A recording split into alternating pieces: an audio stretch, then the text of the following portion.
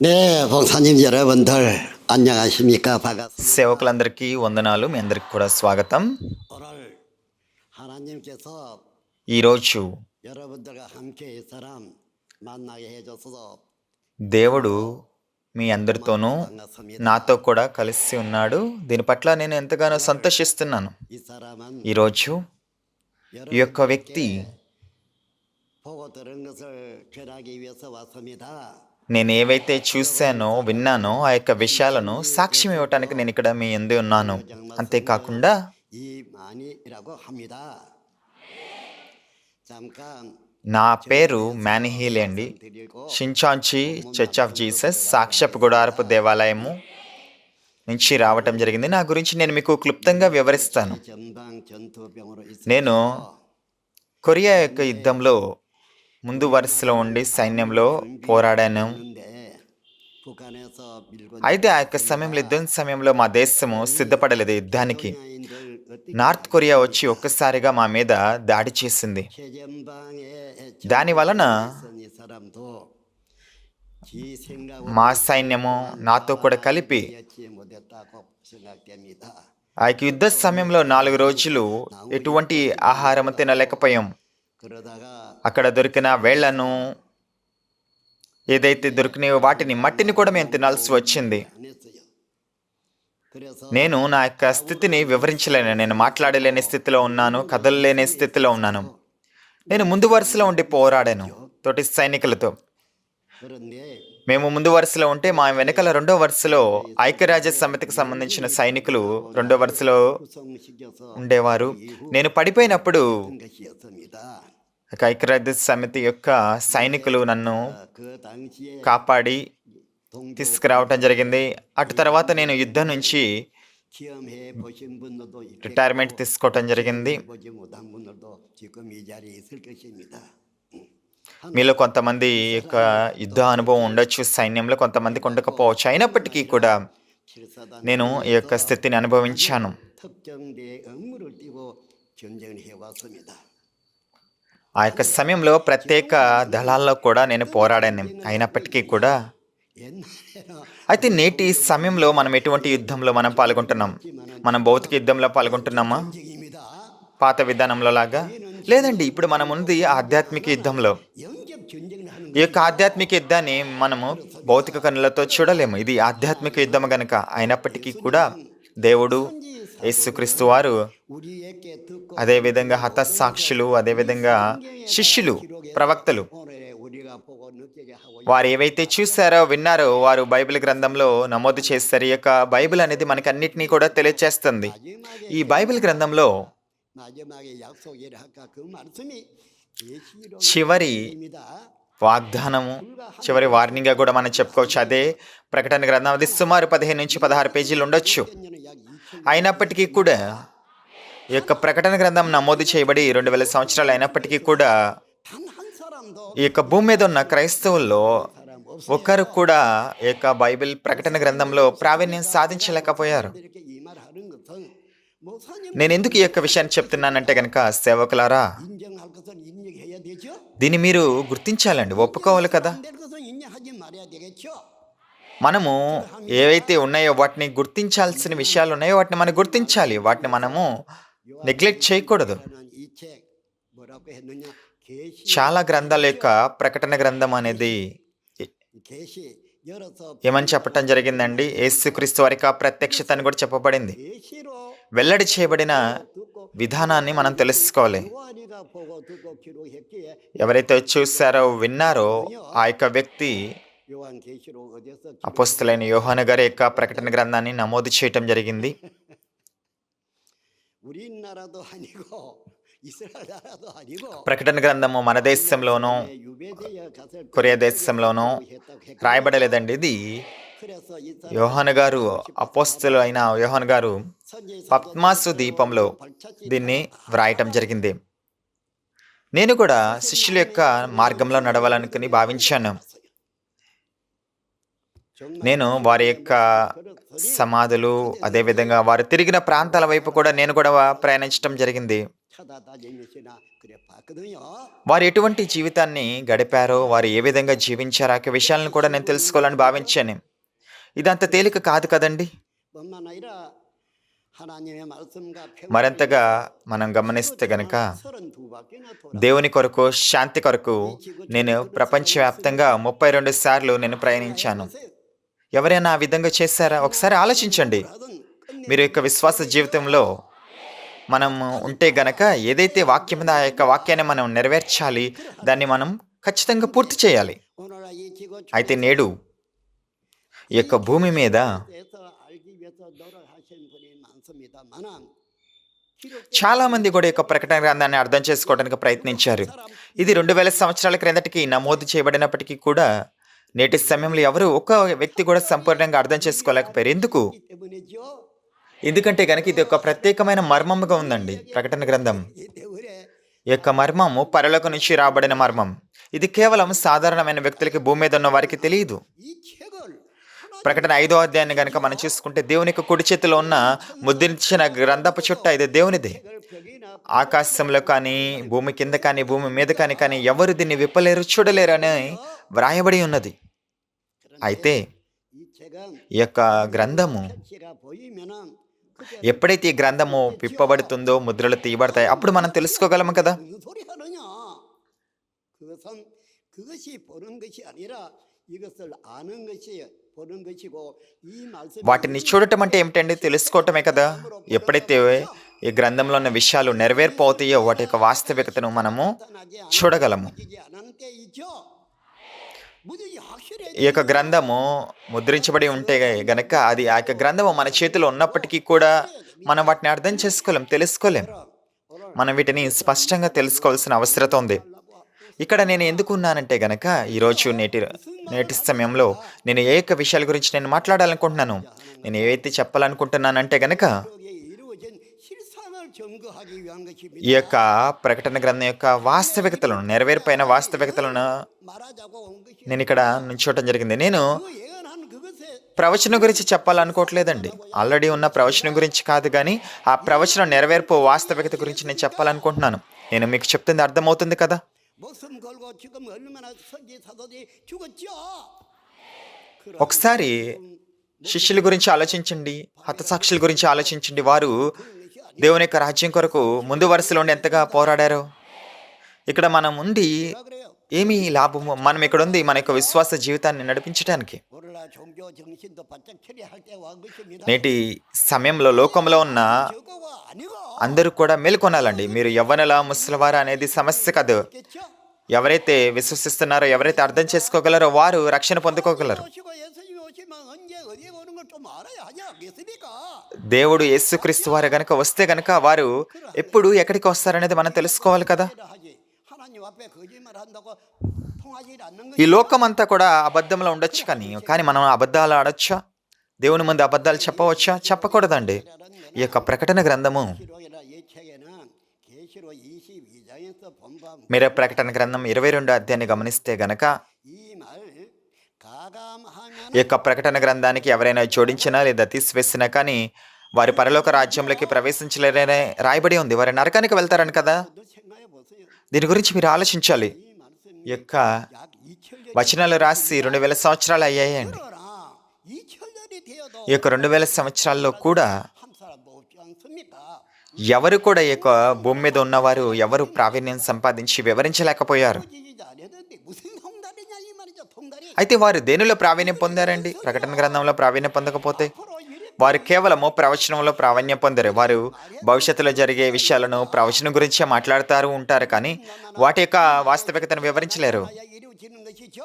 ఒకవేళ నెరవేర్పు అయితే కనుక దానికి వాస్తవికత కనిపించాలి కదా. 했습니다. అయితే నేను ఇక్కడ ఉన్నది మీకు ప్రవచనం గురించి కాదండి. నేను ఆ యొక్క ప్రవచనం యొక్క వాస్తవికత గురించి మాట్లాడటానికి నేను ఇక్కడ ఉన్నాను. 없지 않습니까? అయితే మీరు చెప్పలేని వారిగా ఉంటారు. నేను వినలేదు, నాకెవరు చెప్పలేదు అనే 사도 모사가 아니다. చెప్పలేని విధంగా ఉంటారు. మీరు సేవకులైనా విశ్వాసి అయినా అనేది సమస్య కాదు. ఇక్కడ 예언의 말씀에 మనం ఏదైతే విశ్వసిస్తున్నామో ఆ విశ్వాసం అనేది వాస్తవికత మీద ఉండాలి ఆధారంగా. 예언을 ఒకవేళ వాస్తవికత లేకపోతే గనక అక్కడ సమస్య లేదు. 하지 않습니까? 이루어져야 అయితే ప్రవచనం ఏదైతే ఉందో దానివల్ల ఏదైనా లాభం ఉంటుందో అది నెరవేర్పు అవ్వకపోతే గనక ఖచ్చితంగా ప్రవచనం నెరవేర్పు అవ్వాలి. ఆ నెరవేర్పు ద్వారా మనము మన యొక్క పరలోక గమ్యాన్ని చేరుకుంటాము.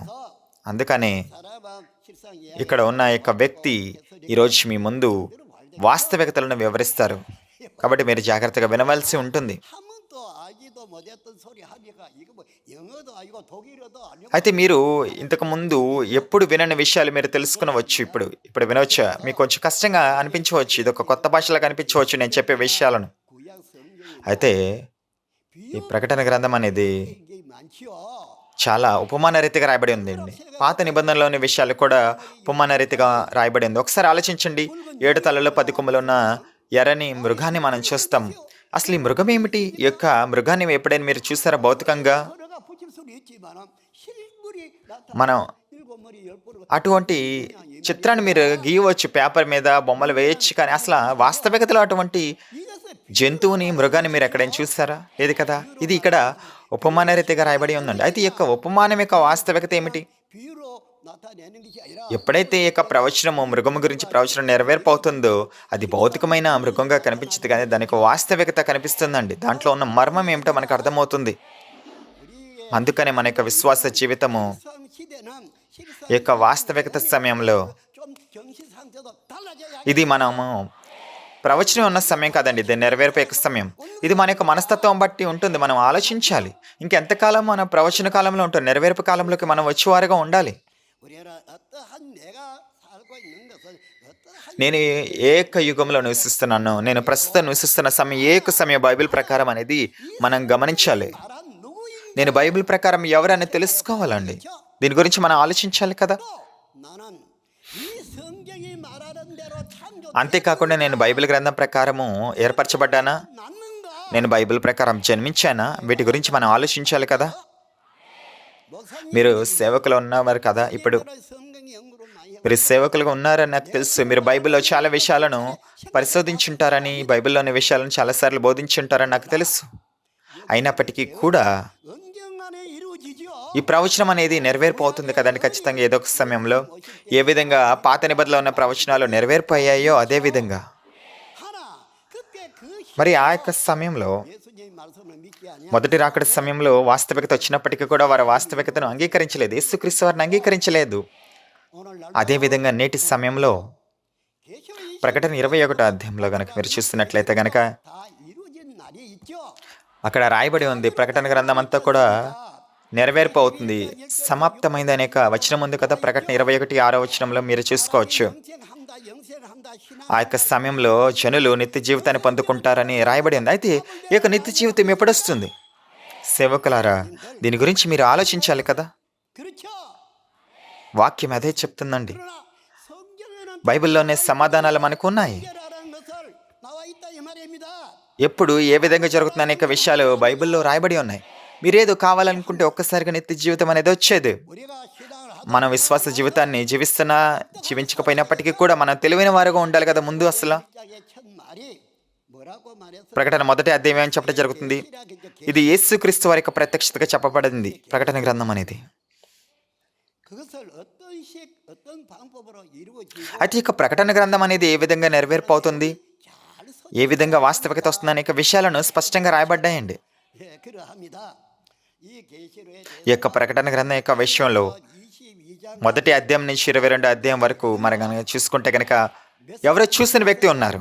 ఎంతమంది చూశారండి? కేవలం ఒక్క వ్యక్తి మాత్రమే. 본 자는 나 요한이요 యోహాను ఆయన నేను ఈ యొక్క విషయాలను చూసిన వాడును వినిన వాడును అని చెప్పడం జరిగింది. 어제 저 산에 가야 증거하라 한 것이 아니라 అయితే ఇతను చూసిన వినిన వ్యక్తి ఎక్కడికి వెళ్ళాలి సాక్ష్యం ఇవ్వటానికి? కొండలకు వెళ్ళి చెప్పాలా? లేదండి, సంఘాలకు వెళ్ళి ఆయన సాక్ష్యం ఇవ్వాలి. 맞죠?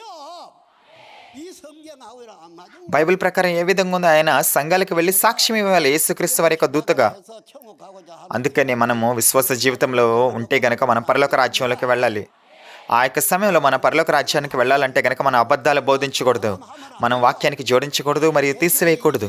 2장에 기록된 말씀 ప్రకటన గ్రంథం 22వ అధ్యాయం చెప్పినట్లుగా 18, 19లో మీరు ప్రకటన గ్రంథానికి జోడించకూడదు, తీసివేయకూడదు. 안 내고 도장을 찍은 것처럼 요대로 మీ ఏదైతే ఉందో వాస్తవికత ఆ విధంగానే మనం చెప్పేవారుగా ఉండాలి, కానీ సొంత ఉద్దేశాలతో చెప్పకూడదు. నేను యవ్వనంలో ఉన్నప్పుడు 사진들은 그때 많이 왔었는데요. 목사님 ఆ యొక్క సమయంలో 내가 이렇게 ఇంతకుముందు పూర్వము 어느 집 నేను ఒక సెమినార్ నిర్వహించాను. నేను సెమినార్ నిర్వహించిన సమయంలో నేను అక్కడకు వచ్చిన సేవకులు మీరు ఏ గోత్రానికి సంబంధించిన వారని అడిగిన వారికి తెలియదు. ఎందుకంటే వారికి ఈ గోత్రాలంటే ఏమిటి, వారు ఏ గోత్రానికి సంబంధించిన వారికి తెలియదు. అయితే నేటి సమయంలో ఇక్కడ మనం ఏ విధంగా రక్షణ పొందుకోగలం? ప్రకటన గ్రంథం నెరవేర్పు అవుతున్నప్పుడు ప్రకటన గ్రంథం నెరవేర్పు అయితే మనంతటికి మనం రక్షించబడతామా? 6వ అధ్యాయంలో మనం గనక చూసుకుంటే గనక ముద్రలు తీయబడితే అటు తర్వాత 7వ అధ్యాయంలో ముద్రించబడే యొక్క పని జరుగుతుందండి. ఎవరైతే ముద్రించబడతారో వారు 12 గోత్రాలుగా ఏర్పరచబడతారు. చివరిగా రక్షణ పొందేవారు ఎవరంటే గనక ఈ యొక్క 12 గోత్రాలు ఉన్న ముద్రించబడిన వారు ఉన్న చోట అక్కడికి దేవుడు వచ్చి నివాసం ఉంటారు. వారి నిత్య జీవితాన్ని పొందుకుంటారు. దీని గురించి మనం చాలా స్పష్టంగా ఉండాలి కదా. బైబిల్ అనేది స్పష్టంగా ఖచ్చితంగా చెప్తుందండి.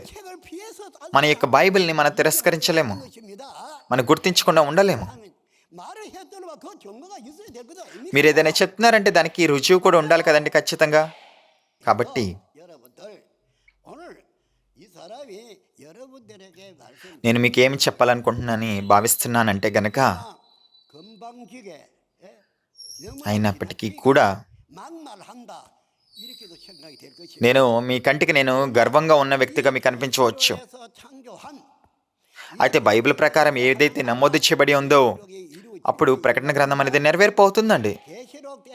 ఎప్పుడైతే ప్రకటన గ్రంథం నెరవేర్పు అవుతుందో అక్కడ ఒక 12 గోత్రాలు అనేవి ఏర్పడతాయి. మీరు కేవలం 12 గోత్రాలకి వెళ్తే కనుక అక్కడ మీరు దేవుని యొక్క రాజ్యంగాను దేవుని యొక్క పిల్లలుగాను ఉండి పరలోక రాజ్యానికి వెళ్ళేవారుగా ఉంటారు. కానీ మీరు చెప్పుకోవచ్చు, గొప్పలు చెప్పుకోవచ్చు, గొప్ప గొప్ప పనులు చేయవచ్చు. అయితే మీరు యొక్క పనిని చేయకపోతే కనుక మీరు పరలోక రాజ్యానికి వెళ్ళలేరండి. ఇది మాత్రమే కాదు, కానీ యేసుక్రీస్తు వారు శిష్యులకు చెప్పి ఉన్నారు, వారు 2వ రాకడ సమయంలో సింహాసనాల మీద కూర్చుని తీర్పు తీర్చే అధికారాన్ని పొందుకుని ఉంటారని రాయబడి ఉంది.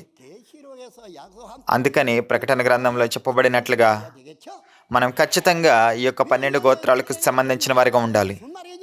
ఈ 12 గోత్రాలకు సంబంధించిన వారిగా ఉండటం అంటే ఏమిటి?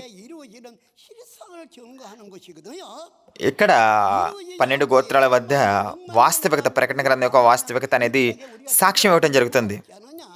ఈ యొక్క ప్రకటన గ్రంథము నెరవేర్పు అవ్వకపోతే కనుక ఈ యొక్క గ్రంథాన్ని ఇవ్వటంలో ఎటువంటి ఉపయోగం లేదు. కాబట్టి మనం ఖచ్చితంగా స్పష్టంగా తెలుసుకోవాలి. మీరు గనక బైబిల్ ప్రకారం మీరు చేస్తున్నారు, నెరవేర్పు అయింది అన్నంటే కనుక నెరవేర్పు ఉండాలి, దానికి రుజువు ఉండాలి కదా. రుజువు లేకుండా మనం ఏమీ మాట్లాడకూడదు. మరి నిజమైన విశ్వాసం అదే విధంగా ఉంటారండి. మన యొక్క నిజమైన విశ్వాసంలో మన ప్రతిదీ కూడా పరిశీలించాలి. దేవుని యొక్క వాక్యం కంటే స్పష్టమైనది ఇంకేమీ లేదండి. మనం చెప్పాల్సింది ఏంటంటే కనుక వాస్తవికతను మనం వివరించాలి. ప్రకటన గ్రంథంలో కనుక చూసుకుంటే కనుక 7 తల 10 కొమ్ములుగా ఉన్న మృగాన్ని మనం చూడవచ్చు. అయితే ఎవరు ఈ యొక్క మృగం ఎవరు? మనం అనుకున్నట్లుగా మరి ప్రకటన 7లో 12 గోత్రాలను ఏర్పరచడం జరుగుతుంది. ముద్రించే పని ఏమిటి? ఇక 12 గోత్రాల యొక్క వాస్తవికత ఏంటి నాకు తెలపండి. మీరు ఎందుకు చెప్పలేరు ఈ యొక్క విషయాలను? మీరు నిజంగా విశ్వాస జీవితాన్ని కొనసాగిస్తే గనక ఇక విషయాలు మీరు తెలుసుకోవాలి, బోధించేవారుగా ఉండాలి.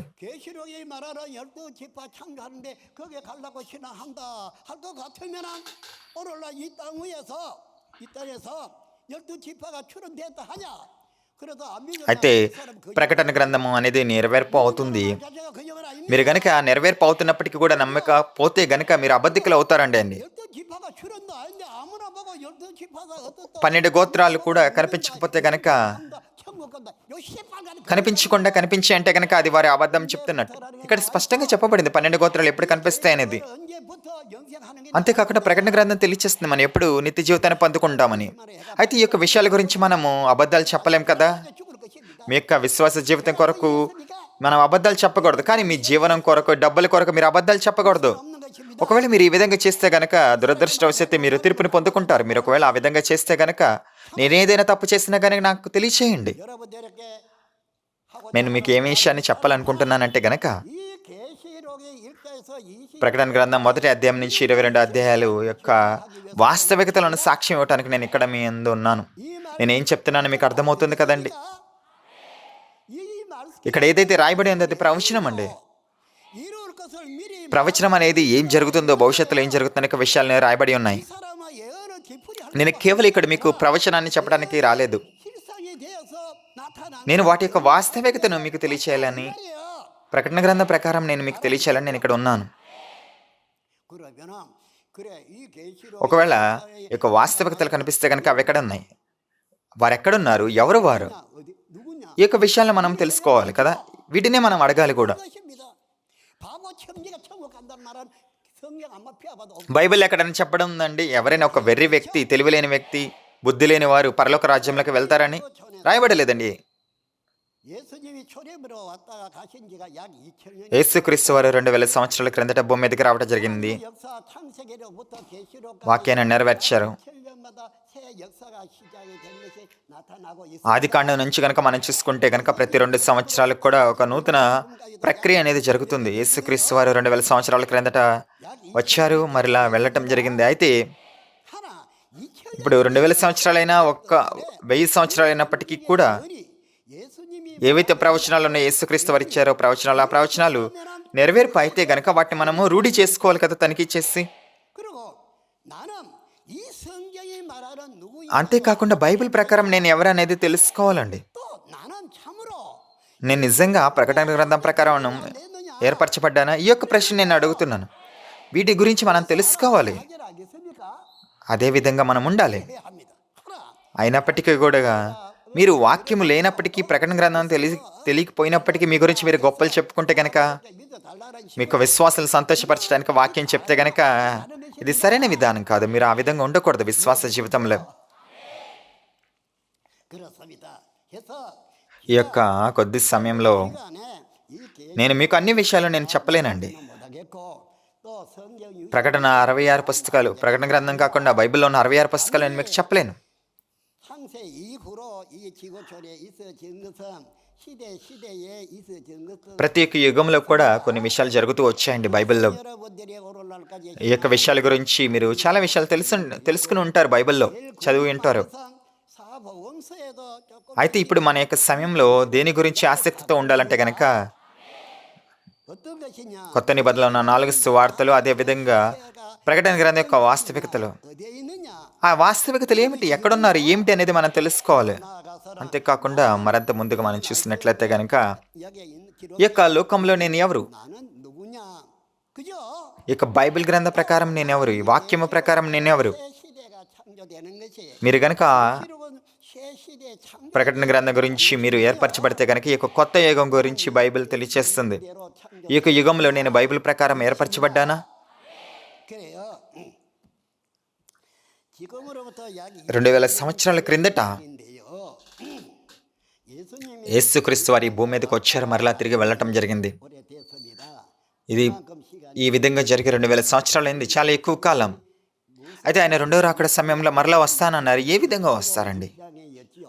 అయితే యేసుక్రీస్తు వారు వచ్చినప్పుడు 3장의 내용이었는데 ఆయన ప్రకటన గ్రంథం మొదటి అధ్యాయంలో అది ఏ విధంగా వస్తారో అని చెప్పడం జరిగింది. ఆయన 7 నక్షత్రాలతో రావటం జరుగుతుంది. 그래 왔는데 그 모습 నేను ఆ యొక్క చిత్రాన్ని చూసినప్పుడు అది ఒక గొప్ప చిత్రం. ఆయన 나서니까 같은 사람으로 శరీరంతో జన్మించారు ప్రారంభంలో, మొదటి రాకడ సమయంలో. అయితే ప్రకటన గ్రంథం మొదటి అధ్యాయంలో కనుక మనం చూసుకున్నట్లయితే కనుక ఆయన ప్రత్యేకంగా ఉన్నారండి. ఆయన యొక్క స్వరూపం అనేది, ఆయన 7 నక్షత్రాలతో రావటం జరిగింది. 그 별을 가져와요. 언제 어디서 무엇을 했느냐? అయితే ఈ యొక్క 7 నక్షత్రాలు ఏం చేశారు? 별을 가지고 ఆ 7 నక్షత్రాలను 7 దూతలుగా వారిని ఏర్పరచడం జరిగింది. ఎక్కడ అంటే కనుక ప్రకటన 2, 3 అధ్యాయాల్లో 세웠습니다. ఆ యొక్క 7 నక్షత్రాలతో. 별을 가져와 세웠는데 그 별을 가져와 세웠는데 అయితే ఈ యొక్క 올라타기라거나 7 దూతలు ఉన్న చోట సాతాను యొక్క పాస్టర్లు, నికోలాయితులు దాంట్లోకి ప్రవేశించారండి. 입니다. అయితే ఈ యొక్క 7 దూతలు ఎవరైతే యేసుక్రీస్తు వారి చేత ఏర్పరచబడ్డారో వారికి యేసుక్రీస్తు వారి హెచ్చరిక ఇచ్చారండి, ఆ యొక్క నికోలాయితుల యొక్క బోధల నుంచి దూరంగా ఉండాలని. 그래서 그 일곱 అయితే ఈ యొక్క 7 దూతలు మాట వినకపోతే కనుక ఏం చేయాలి? యేసుక్రీస్తు వారు ఆ యొక్క 7 దూతలు కాకుండా వేరొక వ్యక్తిని, బయట ఉన్న వ్యక్తిని ఎంచుకోవడం జరుగుతుంది. అదే ప్రకటన 2, 3 అధ్యాయాలు. 회개하라고. కాబట్టి ఎంచుకున్న వ్యక్తిని యేసుక్రీస్తు వారు ఆ వ్యక్తి ద్వారా లేఖలు పంపించడం జరిగింది, వారు పశ్చాత్తాపం పొందాలని. 2, 3 అధ్యాయాల్లో 있어도 యేసుక్రీస్తు వారి యొక్క విషయాలను ఆ యొక్క వ్యక్తికి మరొక వ్యక్తికి చెప్తున్నారు కాబట్టి ఆయన ఖచ్చితంగా చేయాలి, ఆయన వాటిని పాటించాలి. 예수님이 세운 그 일곱 사자들도 అంతేకాకుండా ఆ యొక్క వ్యక్తి ఆ యొక్క 7 దూతలు అంటే ఎవరనేది కూడా తను తెలుసుకోవాలి. 일곱 사자가 예수님의 이 ఎందుకంటే కనుక 7 దూతలు 말씀과 వారు యేసుక్రీస్తు వారు చెప్పిన విధంగా నడుచుకోవడం లేదండి. 사탄은 అయితే మనం తెలుసుకోవాలి కదా, వారు ఎవరు, 누구겠습니까? వారిని ఎవరు మోసపరిచారు అనే యొక్క విషయాలు మనం తెలుసుకోవాలి. మనం ప్రతిదానికి ఆమెన్ ఆమెన్ అని చెప్పటం కాదు, కానీ వాటి యొక్క వాస్తవికత ఏమిటందో మనం తెలుసుకోవాలి. 문제는 그것이 అందుకని 그래서 యేసుక్రీస్తు వారి యొక్క వ్యక్తిని ఎన్నుకోవటం జరిగింది. 가지고 예수님이 세운 그 일곱 개 회개의 편지를 보낸 것입니다. వారికి లేఖలు పంపించమని, 7 దూతలకి లేఖలు పంపించమని యొక్క వ్యక్తిని అతను పంపించడం జరిగింది యేసుక్రీస్తు వారు. 그러면 예수님이 그렇게 지시를 했으니까 편지를 కాబట్టి యేసుక్రీస్తు వారు చెప్పారు కాబట్టి ఈ యొక్క వ్యక్తి ఖచ్చితంగా లేఖలు పంపించాలి కదండి. 이 땅에서 그래 యేసుక్రీస్తు వారు ఆ యొక్క వ్యక్తికి భూమి మీద లేఖలు పంపించాలని చెప్పిన తర్వాత అతన్ని ఆధ్యాత్మిక లోకాలకి రమ్మని చెప్పడం జరిగింది. ప్రకటన 4వ అధ్యాయంలో 올라오라 그랬죠. అతను ఆధ్యాత్మిక లోకానికి కొనుపోబడటం జరిగింది. ఆ యొక్క ఆధ్యాత్మిక లోకంలో అనగా పరలోకంలో ఆయన ఏం చూస్తాడండి? 사장에 있는 ప్రకటన 4వ అధ్యాయంలో కనుక చూసుకుంటే కనుక ఆయనకు దేవునికి సింహాసనాన్ని, నిర్మాణాన్ని, చుట్టాన్ని మనం గమనించవచ్చు. 보좌에서 하는 소리를 들었죠.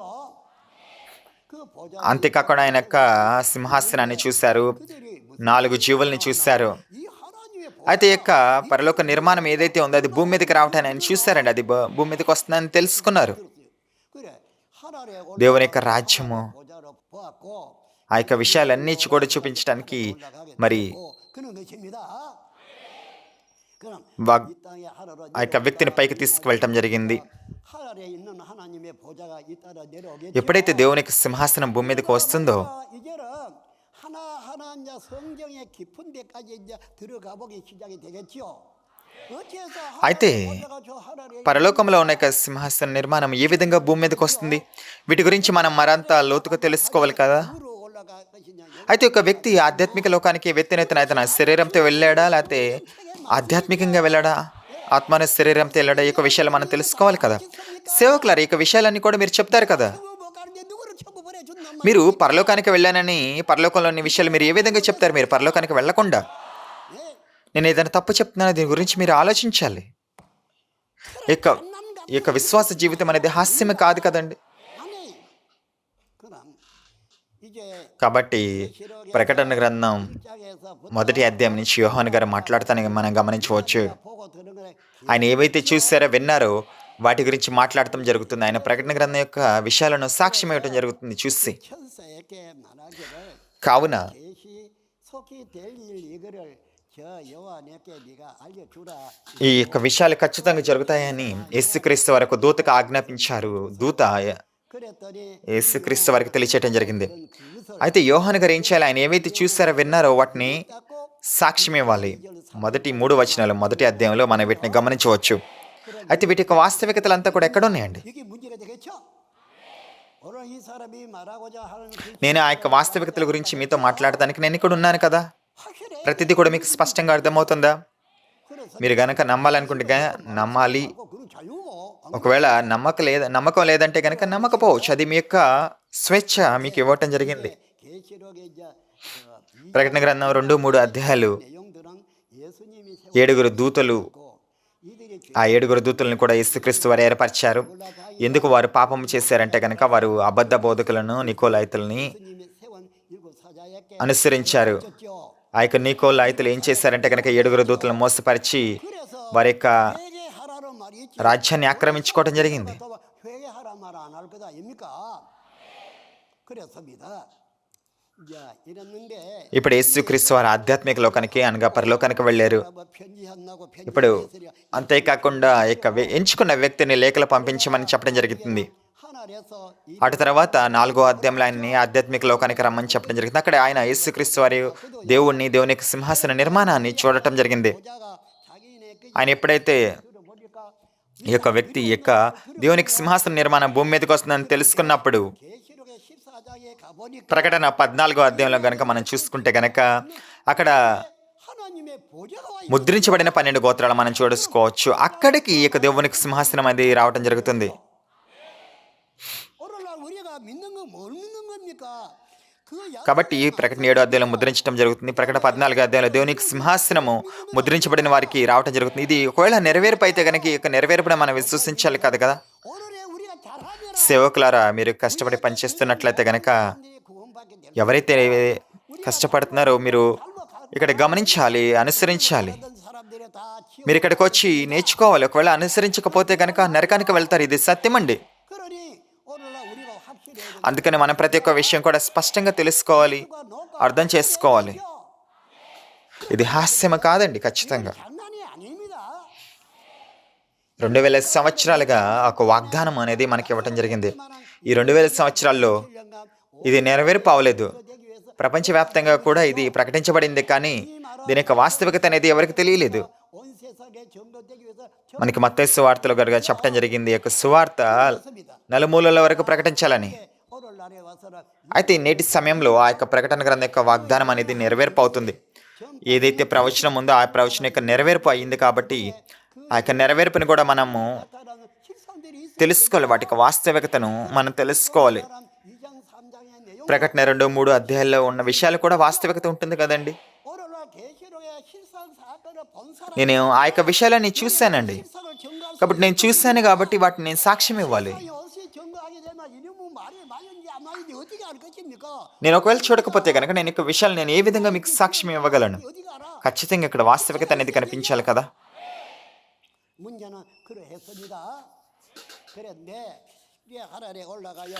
కాబట్టి ఇతను ఆధ్యాత్మిక లోకానికి వెళ్ళటం జరిగింది. ఆధ్యాత్మిక లోకానికి వెళ్ళి ఆయన దేవునికి సింహాసనాన్ని చూడటం జరిగింది. మరలా కిందకి రావడం జరిగింది. ప్రకటన 5వ అధ్యాయంలో కనుక మీరు చూసుకుంటే కనుక అక్కడ 7 ముద్రలతో ముద్రించబడిన గ్రంథాన్ని దేవుని యొక్క కుడి చేతిలో మనం చూడవచ్చు. ఆధ్యాత్మిక లోకంలో అది దేవుని యొక్క గ్రంథం కదా. ఆ యొక్క గ్రంథం లోపల ఏముందో ఎవరైనా చూడగలరా? ఎవరు చూడలేరు కదా. ఎందుకంటే కనుక అది దేవుడు పట్టుకుని ఉన్నాడండి. కాబట్టి ఎవరు చూడలేరు ఆ గ్రంథం లోపల ఏముంది అనే విషయం అనేది.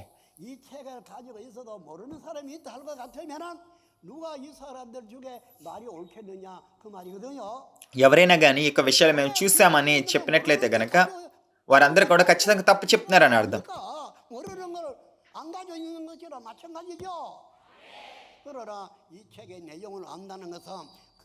ఎందుకంటే గనక ఎవరైనా వచ్చి నేను ఆ యొక్క విషయాలు చూశానని చెప్తున్నారంటే గనక వాటి యొక్క వాస్తవికతను గమనించాలి. వాక్యం ప్రకారం మనం తెలుసుకోవాలి. మనం అబద్ధాలు చెప్పకూడదండి. ఇప్పుడు మనం ఉన్న యుగము వాస్తవికత యుగము. ఆ యొక్క వాస్తవికత అనేది తెలియచేయబడుతుంది. చాలా మంది కూడా చాలా అబద్ధాలు సృష్టిస్తూ ఉంటారండి. చూడండి, ఎవరైతే కామెంటరీస్ రాశారో ఆ యొక్క విషయాలను చూస్తే కనుక చాలా మంది చాలా అబద్ధాలు రాసి ఉన్నారు. కాబట్టి ఇప్పుడు మనం అబద్ధాలు చెప్పడం ఆపివేయాలి. ఎందుకంటే కనుక ఎప్పుడైతే వాస్తవికత కనిపిస్తుందో అబద్ధాలు అనేవి ఇంక పనిచేయవు.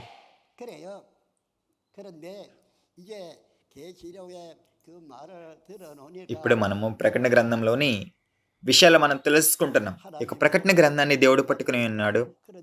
దేవుని చేతిలో ఉన్న యొక్క పుస్తకాన్ని ఎవరు తీసుకున్నారు అనే యొక్క గ్రంథాన్ని యేసుక్రీస్తు వారు తీసుకున్నారు. యేసుక్రీస్తు వారు వచ్చి తీసుకున్నారు ఒక చిన్న గ్రంథాన్ని. దేవుడు ఆ యొక్క గ్రంథాన్ని తీసుకునే అర్హత కేవలం యేసుక్రీస్తు వారికి ఇచ్చారండి. ఎవరికి ఇవ్వలేదండి. ఆ యొక్క గ్రంథపు చుట్టు మీద 7 ముద్రలు ఉన్నాయి. ఆ 7 ముద్రలు విప్పక ముందు దాని లోపల ఏముందో ఎవరికి తెలియదు కదండి. మీరు ఇక్కడ ఉన్న సేవకులు ఉన్నారు, మీరు ఈ విషయాలను చూడలేదు, వినలేదు. ఒకవేళ మీరు చెప్పినట్లయితే కనుక ఇది ఈ విధంగా ఆ విధంగా అని మీరు చెప్పినట్లయితే కనుక అది అబద్ధం అవుతుందండి. కనుక మీరు ఆ విధంగా చేయకూడదు. ఈ యొక్క ప్రకటన గ్రంథంలో ప్రకటన గ్రంథం 1వ అధ్యాయం ప్రకారం ఒక వ్యక్తిని యేసుక్రీస్తు వారు ఎంచుకోవడం జరుగుతుంది. దేవుడు యేసుక్రీస్తు వారు ప్రకటన 2వ అధ్యాయం నుంచి 22వ అధ్యాయాల వరకు ఈ యొక్క విషయాలన్నీ కూడా అన్ని విషయాలను కూడా అతనికి చూపించడం జరిగింది. ఈ యొక్క వ్యక్తికి మాత్రమే ప్రకటనలో గ్రంథంలోని యొక్క వాస్తవికత విషయాలను చూపించడం జరిగింది. అతన్ని తప్పితే ఇంకెవరు ఈ యొక్క విషయాలను చూడలేదండి. ఒకవేళ మీరు చెప్పినట్లయితే కనుక నేను చూస్తేనే విన్నాను అంటే కనుక మీరు అటువంటి అబద్ధాలు చెప్పినందుకు మీరు పశ్చాత్తాపడాలి. ప్రకటన గ్రంథం 2, 3 అధ్యాయాలు కనుక మీరు చూసినట్లయితే కనుక ఎవరైతే జయిస్తారో వారికి ఆశీర్వాదాలు ఇవ్వటం జరుగుతుంది. ఇనుప రాజదండాన్ని ఇవ్వటం జరుగుతుంది కదా, ఒక ఆశీర్వాదం. ఆ యొక్క ఇనుప రాజదండం ఏంటంటే కనుక లోకాన్ని పరిపాలించే అధికారం. అతనికి అన్నిటి మీద అధికారం ఉందండి, అబద్ధాలు చెప్పే వాళ్ళ మీద. కాబట్టి నేటి సమయంలో మనం చెప్తున్న ప్రతి మాటను కూడా జాగ్రత్తగా గమనించాలి, గమనించి చెప్పాలి. మీరు అబద్ధాలు చెప్పినట్లయితే కనుక ఆ యొక్క విశ్వాసం ఏమవుతారు అండి, అతను తీర్పు సమయంలో అతను దేవుని దృష్టిలో సరైన విధంగా ఉండలేడు. ఈ యొక్క విషయాలు నాకు నవ్వుని తీసుకొస్తున్నాయి. మనము వాస్తవికత వచ్చినప్పుడు అబద్ధాలు చెప్పకూడదండి. అందుకని నేను నవ్వుతున్నాను అంటున్నాను. వాస్తవికత వచ్చినప్పటికీ కూడా ఎందుకు మీరు అబద్ధాలు చెప్తున్నారు? ఎవరైతే చూశారో, ఎవరైతే విన్నారో ఆ యొక్క విషయాలను అతను తెలియచేయటం జరుగుతుంది. కాబట్టి వాస్తవికత ఉన్నదానికి మించి మనం ఏమి చెప్పకూడదు, జోడించి చెప్పకూడదు, తీసివేసి చెప్పకూడదు. అంతేకాకుండా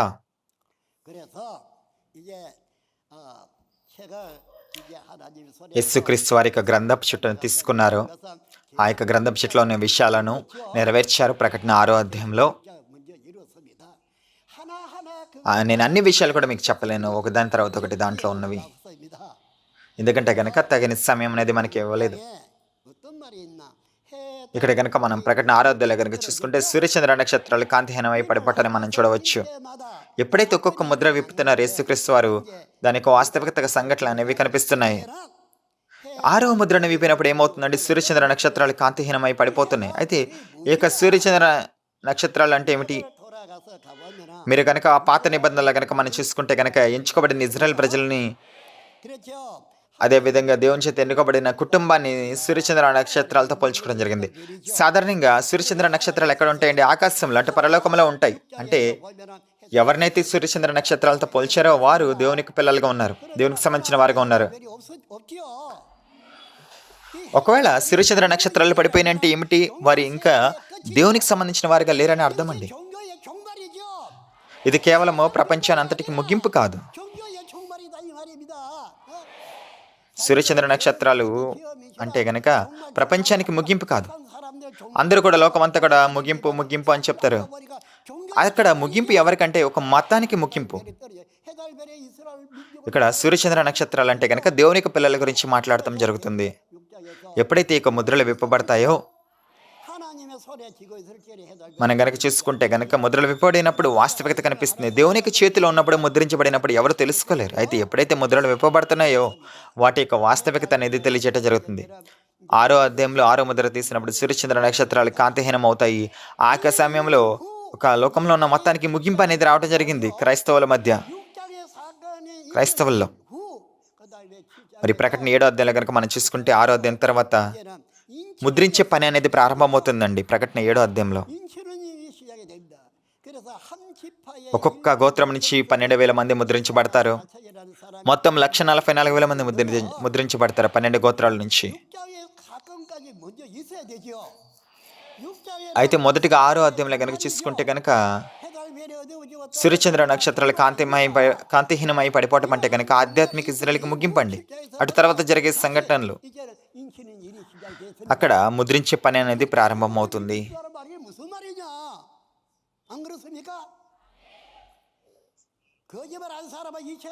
ఎవరైతే వీటి గురించి అబద్ధాలు చెప్తున్నారో వారు ఖచ్చితంగా పశ్చాత్తాపం పొందాలండి. ప్రకటన 6వ అధ్యాయంలో కనుక మనం చూసుకుంటే సూర్యచంద్ర నక్షత్రాలు కాంతిహీనమైపోతాయి. ఇక్కడతో ఒక యుగం అనేది ముగింపు రావటం జరుగుతుంది. ఒక మతపరమైన వారికి ముగింపు అనేది రావటం జరుగుతుంది. అటు తర్వాత ప్రకటన 7వ అధ్యాయం, అక్కడ ఒక కొత్త శకం అనేది ప్రారంభం అవుతుందండి. నూతన ప్రారంభం అనేది అవుతుంది. అంతేకాకుండా ముద్రించే పనిని మనం గమనించవచ్చు. అక్కడ ఒక్కొక్క గోత్రం నుంచి 12,000 మంది ముద్రించబడిన వారుగా మనం గమనించవచ్చు. ఈ యొక్క ప్రజలు ఎవరైతే ముద్రించబడినారో వారు రక్షణ పొందుతారండి. వారు దేవుని యొక్క నూతన కుటుంబంగా ఏర్పరచబడతారు. మనం బైబిల్ ప్రకారం మాట్లాడుకోవాలి. మీరు బైబిల్ తీసి బైబిల్ ప్రకారం మాట్లాడండి. మీరు అబద్ధాలు చెప్పకూడదు. మీరు గనక అబద్ధాలు గనక చెప్తే గనక మీరు సాతాను యొక్క కుటుంబంగా ఉంటారు, సాతాను యొక్క సంబంధులుగా ఉంటారు. నేను ఏదైతే మీకు విషయాలు చెప్తున్నానో, నేను చెప్పిన విషయాలు ఏదైనా అబద్ధం ఉందా? ఖచ్చితంగా తీర్పు అనేది ఉంటుందండి రెండో రాకడ సమయంలో. 무조건 사람들 속이려고 మీరు అబద్ధాలని లోకంలో 그러면 안 됩니다. వ్యాపింప చేయకూడదు. 그렇다면 విశ్వాసుల్ని మోసపరచకూడదు. 없어지는 실체들도 있을 것이고 కాబట్టి ఎక్కడ కూడా జోడించి తీసివేసి చెప్పకూడదు. ఈ బైబిల్లో ప్రారంభం నుంచి చివరి వరకు ఇక్కడ కనుక మనం చూసుకుంటే కనుక ఒక నూతన సృష్టి అనేది ఏర్పాటు అవుతుంది. అది నూతన సృష్టి ఏ విధంగా అవుతుందో మనం తెలుసుకోవాలి.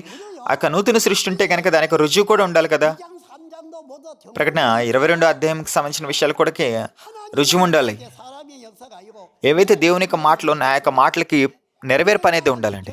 వాస్తవికత అనేది ఉండాలి. 그러합니다. 그래서 이제 일 맞는 사람 అయితే ముద్రించబడటం అంటే ఏమిటండి? 무슨 말이냐?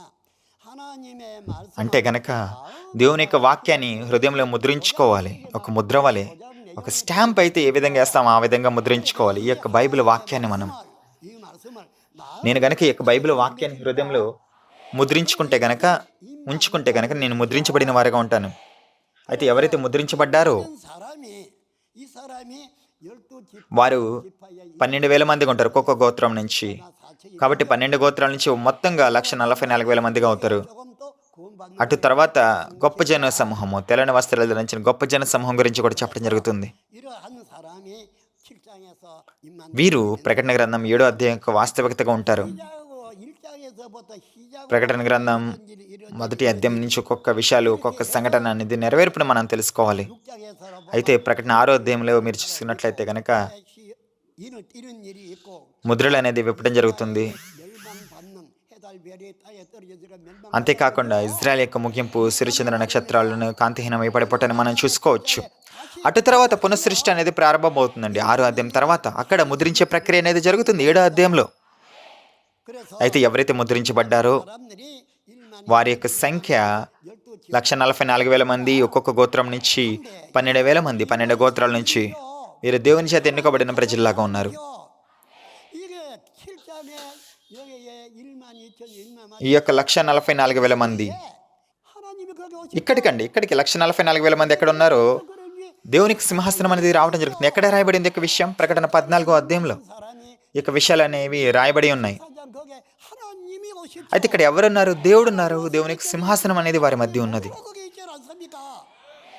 하나님 అయితే మనం ఖచ్చితంగా తెలుసుకోవాలి దేవుడు ఎక్కడ ఉన్నారనేది. 알 수가 있고 배도자도 ద్రోహులు ఎవరు, నాశనకారులు ఎవరు, రక్షకారులు ఎవరు అనే యొక్క విషయాలను మనం తెలుసుకోవాలి కదా ఖచ్చితంగా. 이래도 모른다면 그거는 죽은 자이. అయితే ఈ యొక్క విషయాలన్నీ విన్న తర్వాత కూడా నాకు తెలియదు అంటే గనక మీరు చచ్చిపోయిన వారి వలె ఉంటారు. 뭐가 죽었겠어요? 지금 అందరి సేవకులంతా కూడా దీని గురించి ఆలోచించాలండి. 내가 목사다 మిమ్మల్ని మీరు పాస్టర్ అని పిలుచుకోవటం అనేది ముఖ్యం కాదు. నిజమైన పాస్టర్ అంటే గనక దేవుని చేత యేసుక్రీస్తు వారి చేత గుర్తించబడిన వారిగా ఉండాలి. 해 왔는가? 아니 నేను ఏవైతే సాక్ష్యం ఇవ్వాలో వాటిని సాక్ష్యం ఇవ్వాలి. మీరు పరిశీలించాలి.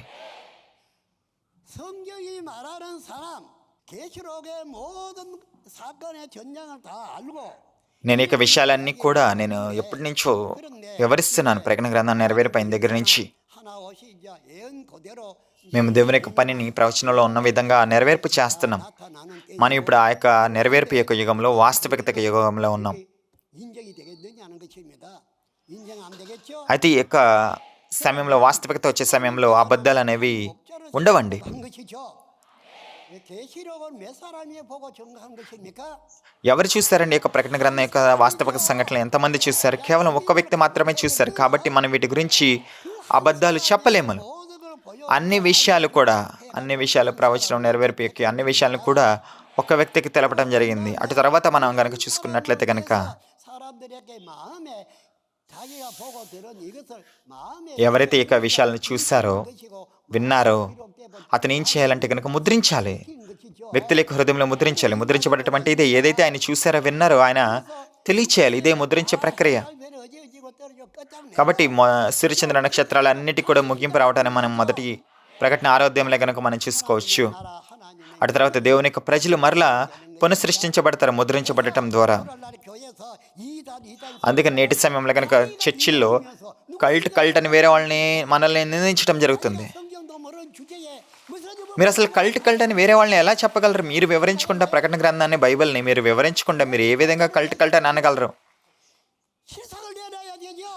మీరు ఖచ్చితంగా దానికి వాస్తవికతను మీరు తెలియచేయాలి. 한번 그때 소리가 하느냐니 말입니다. మీరు ఏ విధంగా ఒక వ్యక్తిని కల్ట్ అని పిలవగలరు? 그러면 증거하는 그에 대한 ఎవరైనా సాక్ష్యం ఇస్తున్నారంటే కనుక దానికి ఒక వాస్తవికత ఉండాలనే కదా. 해놔야지. ఆ యొక్క వ్యక్తి చెప్పాలండి ఏంటి అనేది వాస్తవికత ఏంటి అనేది వివరించేవారుగా ఉండాలి. చూసిన వ్యక్తి, వినిన వ్యక్తి. 이제 한 시대가 ఒక యుగం ముగిస్తుంది, మరొక యుగం వస్తుంది. మనం ఆ యొక్క యుగాన్ని అనుసరించే వారుగా ఉండాలి. నేను ఈ యుగంలో ఉన్నాననేది తెలుసుకుని పాటించే వారుగా ఉండాలి. 야곱이가 있었지만은 మనం గనక పాత నిబంధన సమయంలో గనక యాకోబు గారి యొక్క కాలంలో మనం గమనించవచ్చు. 그래 내 가족끼리 కొన్ని అన్ని చట్టాలు అనేవి లేవు. ఆ యొక్క సమయంలో కుటుంబ సభ్యులను వివాహం చేసుకునేవాళ్ళు. 세월의 흐름에 따라 అయితే సమయం ముగుస్తున్న సమయం కొద్దీ మనం యుగం కాలం ముగుస్తున్నప్పటికీ ఇప్పుడు 죄가 되는 것이었죠. చట్టాలు అనేవి మారాయి. మనం గనక ఈ యొక్క చట్టాలను, నియమాలను పాటించకపోతే గనక 것이죠. మనము తప్పు చేసిన వారుగా ఉంటాము. 이렇게 해서 시대 కాబట్టి ప్రతి ఒక్క యుగంలో కూడా యొక్క చట్టాలు మనం గమనించవచ్చు, పద్ధతులు మనం చూడవచ్చు. అయితే నేటి సమయంలో మనం నివసిస్తుంది ప్రకటన గ్రంథ నెరవేర్పు యుగం. మీరు కనుక ఈ ప్రకటన గ్రంథానికి జోడించిన తీసివేసిన మీరు పరలోక రాజ్యానికి వెళ్ళారా? వెళ్ళలేరా అండి. ప్రకటన 22:18-19 ఇదే చెప్తుంది. 내 시사 목사님들 భూమి మీద ఉన్న పాస్టర్లు అంతా కూడా మీరు ప్రకటన గ్రంథానికి జోడించారా లేదా తీసివేశారా? 됐습니까? 실체까지 ఒకవేళ మీరు జోడించలేకపోతే గనక దానికి వాస్తవికత నాకు చెప్పండి. నాకు వాస్తవికతను తెలియచేయండి. 계시록 기록되어 있는 이 하나하나의 실체 మీరు ఆ యొక్క విషయాలన్నీ మొదటి అధ్యాయం నుంచి 22 అధ్యాయం వరకు ఒకదాని తర్వాత ఒకటి మీరు వివరిస్తారా? నాకు తెలపండి.